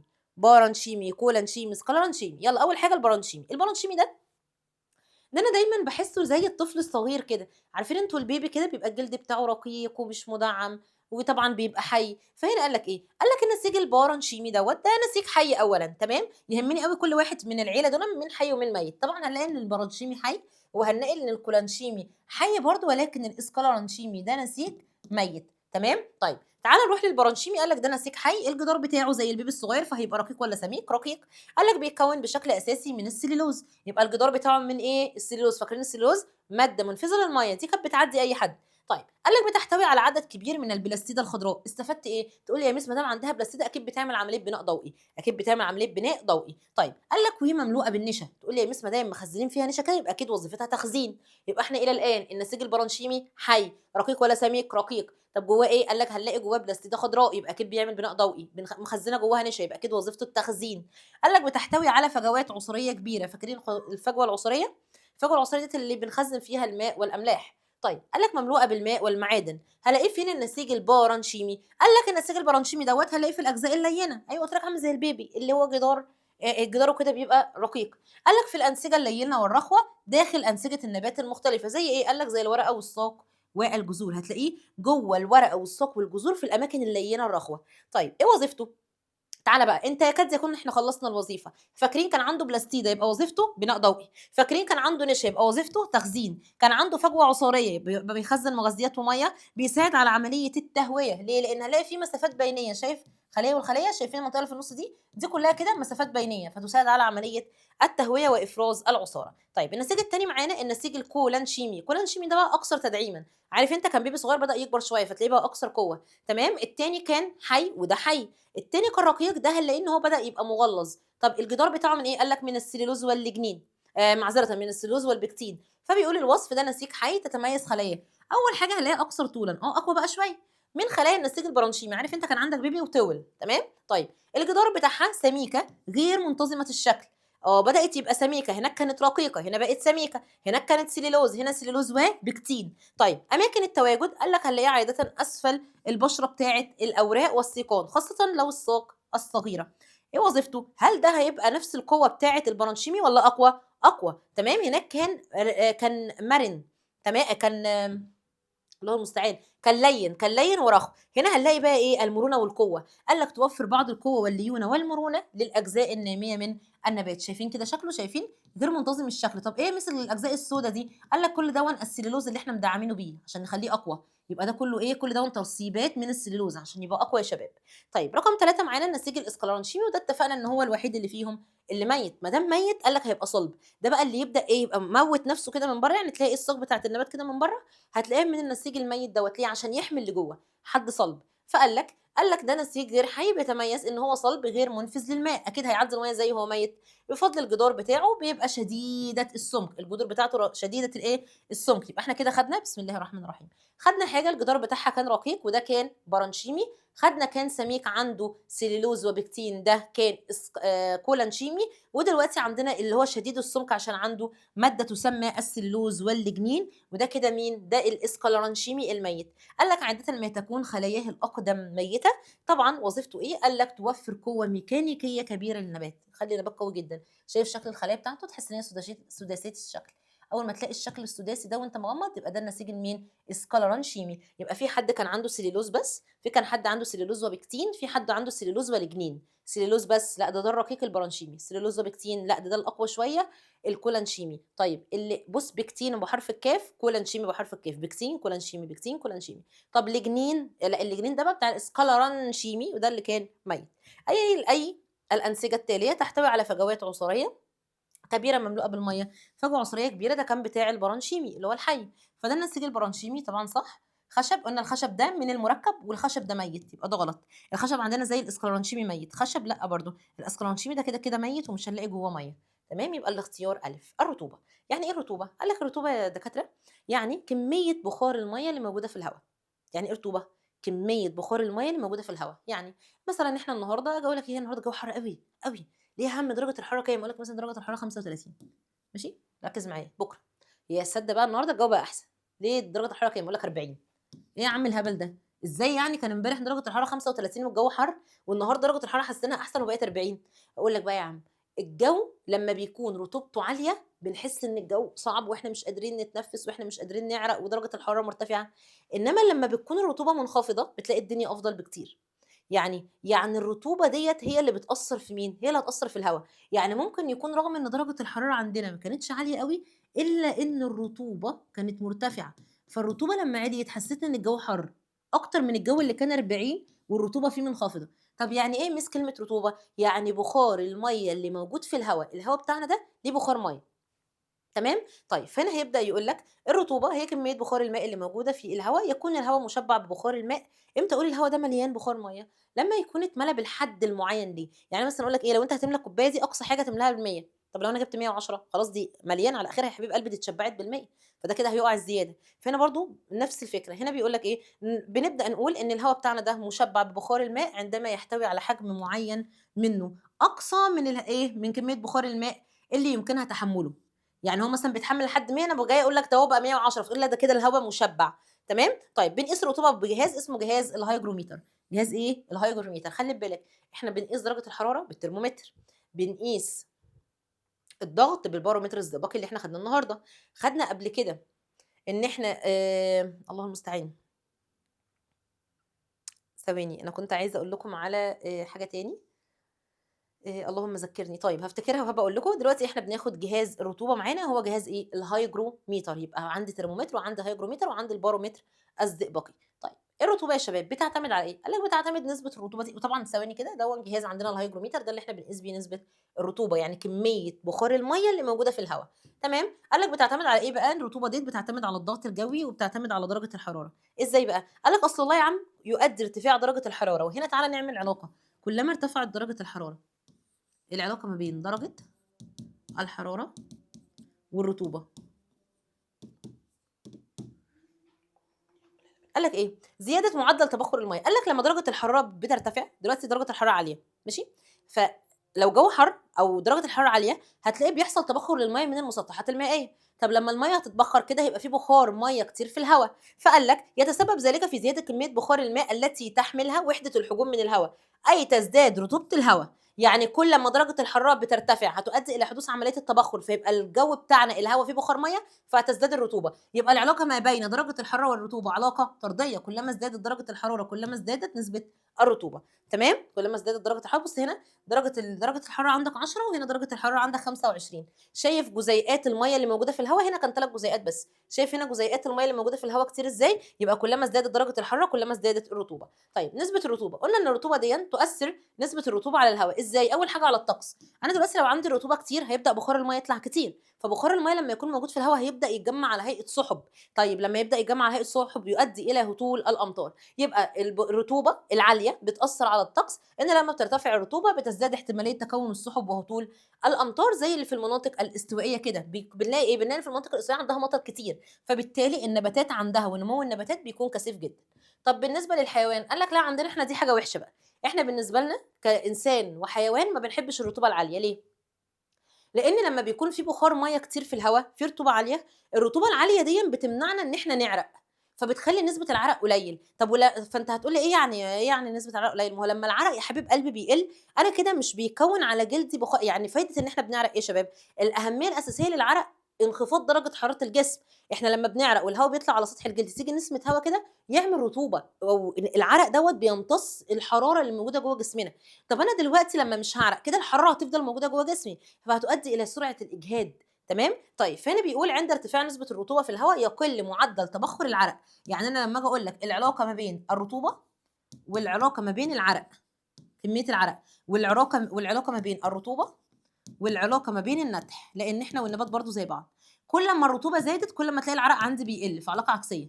كل ما الرطوبه زادت كل ما النتح عندي يقل، فبرضه علاقه عكسيه. يبقى الرطوبه كانت طردي مع مين؟ مع درجه الحراره بس، عكس مع كميه العرق وعكس مع كميه الايه؟ الحراره. فهنا بيقول لك كلما زادت الرطوبه هيقل معدل تبخر العرق، فهيقلل كفاءه خفض درجه حراره الجسم. طيب تاني حاجه هيبدا يكلمنا عن النبات. احنا اتفقنا ان النبات بيعمل عمليه اسمها عمليه النتح، بيتخلص فيها من ايه؟ من الماء الزائد برضه عشان تقلل درجه حرارته. فكلما زادت الرطوبه هتقل برضو عندي عمليه النتح. فاكرين بيقول لك عمليه النتح دي كان بيتخلص منها النبات من الميه الزايده عن طريق فتحات كده اسمها الصغور. فاكرين الصغر ده؟ هو ده كده صغر مقفول وده كده صغر مفتوح، بيخرج منه ايه؟ بخار الماء الزائد. طيب هنا بيقول لك ان الرطوبه هتاثر بشكل على الانسان طبعا.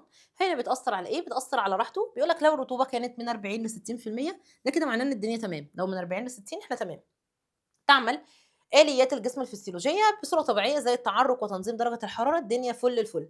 إنما بقى إيه اللي يحصل يا شباب لو لقينا إن الرطوبة زادت أو قلت عن كده؟ يقول لك تعالى، لو الرطوبة عندك مرتفعة هعرق كتير ولا قليل؟ لا هعرق قليل، يكون معدل التبخر قليل. طيب كده درجة حرارة الجسم هتبرد ولا هتفضل سخنة؟ مما يجعل قدرة الجسم على التبريد. هل هيقدر يبرد؟ لا للأسف، لأن الرطوبة عالية فهتقل. طيب مما قد هيؤدي إلى إيه؟ الشعور بالحرارة، ما الحرارة بقى فضلت جوايا أنا معرفتش أعرق، والارهاق بسرعه. طيب لو انا اتعرضت لفتره طويله للرطوبه العاليه دي هيؤدي الى حدوث حاجه اسمها اجهاد حراري وضربه شمس، الاصابه بضربه الايه؟ الشمس. طب تعالى نعكس، لو عندنا الرطوبه منخفضه، يا سلام لو الرطوبه منخفضه انا هعرق، بس برضو احنا مش عايزينها منخفضه قوي لان كل شيء بيزيد عن حده بيتقلب لضده. قال لك لو الرطوبه عندك منخفضه ايه اللي هيحصل؟ يبقى انا كده هعرق بسرعه، ولو عرقت بسرعه يبقى انا هقدر اقلل درجه حراره جسمي، ولو قدرت اقلل حراره جسمي افضل اعرق اعرق اعرق لحد ما الاقي نفسي ايه بقى؟ شفايفي شققت بقى وحصل حاجات صعبه كده. قال لك هيؤدي الى جفاف الجلد، تشقق الشفتين، وجفاف الاغشيه المخاطيه اللي في الانف دي، وهيؤدي الى صعوبه عمليه التنفس. يبقى ولا ده مطلوب ولا ده مطلوب. احنا كان الافضل ايه؟ اذا كانت الرطوبه من 40 ل 60% ده اللي كان تمام. طب لو قلت عن ال 40 او لو زادت عن ال 60 هتؤدي الى مخاطر في الحالتين. تمام. فهنا طبعا هيؤدي بايه؟ لو عندي الرطوبه كانت منخفضه قوي هيؤدي الى رفع خطر حدوث عمليه الجفاف. تمام. بس مصغره شويه كده.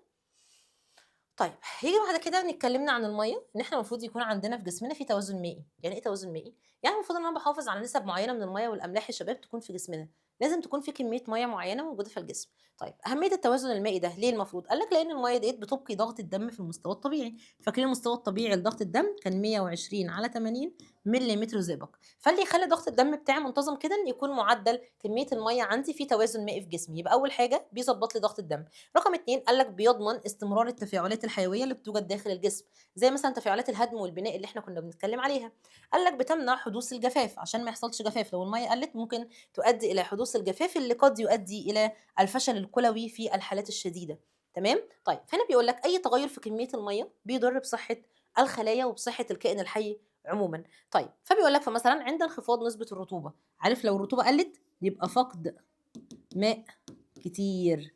طب انا لما افقد ميه كتير بقى، قال لك يفقد الجسم الماء بسرعه اكبر من خلال ان انا هفضل اعرق كتير. وتاني حاجه الزفير، مش انا عندي الزفير بيخرج بخار ماء، الزفير بيخرج بخار ايه؟ بيخرج بخار ميه. يبقى لو الرطوبه قلت قوي هيبدا الجسم يفقد الميه في صوره عرق وفي صوره بخار الميه اللي في الزفير، وهنبدا نستشعر بعد كده في مستقبلاته النقص اللي في الميه ده.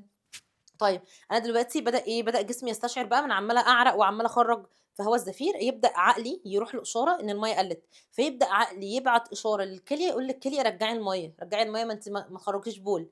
فيبدا يعيد امتصاص الماء مره اخرى، والبول بتاعنا يبقى بول مركز جدا. يبقى طول ما الرطوبه عاليه، يعني احنا لو عايزين نحط هنا علاقه، العلاقه ما بين ايه؟ ما بين نسبه الرطوبه وما بين اسموزيه البول. يعني البول بتاعنا مركز ولا مخفف؟ كل ما الرطوبه كانت عاليه، الرطوبه عاليه كده اسموزيه البول منخفضه. يعني ايه اسموزيه البول منخفضه؟ يعني كده في ميه كتير في البول، ماشي، لان الرطوبه عاليه، فانا مش عارفه اعرق، فهلاقي ميه عندي كتير في البول، فتلاقي علاقه عكسيه. طب امال لو انا عايزه العلاقه بقى، بص بص ركز، لو انا عايزه العلاقه ما بين، هنكتب الرطوبه هي اللي فوق، وهنكتب هنا مثلا ايه؟ بسم الله بسم الله، تركيز البول. نكتب تحت تركيز البول. يلا بقى، كل ما البول بتاعي كان مركز، البول مركز يعني ما فيهوش ميه، يعني انا كده فقدت الميه. ما دام فقدت الميه تبقى الرطوبه كانت عاليه ولا منخفضه؟ تبقى الرطوبه منخفضه. يبقى برضو العلاقه عندي علاقه ايه؟ علاقه عكسيه. يبقى طول ما الرطوبه منخفضه طول ما البول مركز، طول ما الرطوبه مرتفعه طول ما البول عندي مخفف. تمام. طيب ومن هنا بيحافظ الجسم على ثبات نسبه السوائل عنده حتى في ظروف الجفاف. يبقى احنا المفروض يا شباب يكون لنا كميه معينه من الميه لازم بناخدها عشان نحافظ بيها على جسمنا. يبقى احنا لحد هنا وصلنا بفضل الله تعالى لنهايه الدرس ال 13 معانا. طبعا انا عارفه انه كان من اطول دروس المنهج، معلش هو الدرس كان طويل حبتين، بس الى حد ما كبير الدرس لذيذ الحمد لله. تناولنا فيه العوامل الفيزيائيه اللي بتاثر على الغلاف الجوي. كان عندنا 4 عوامل يا شباب، كان عندنا درجه الحراره والضغط والرياح والرطوبه. تمام. اتمنى ان الدرس ان شاء الله يكون افادكم وان انتم تكونوا فهمتوا اللي انا قلته. لو فهمتوا يبقى شيروا الفيديو بحيث ان الدال على الخير كفاعله. ربنا يا رب يستعملنا ولا يستبدلنا، ويجعل هذا العمل خالصا لوجهه الكريم، اللهم امين. في نهايه اللقاء اقول باسمك اللهم وبحمدك نشهد ان لا اله الا انت نستغفرك ونتوب اليك، والسلام عليكم ورحمه الله وبركاته.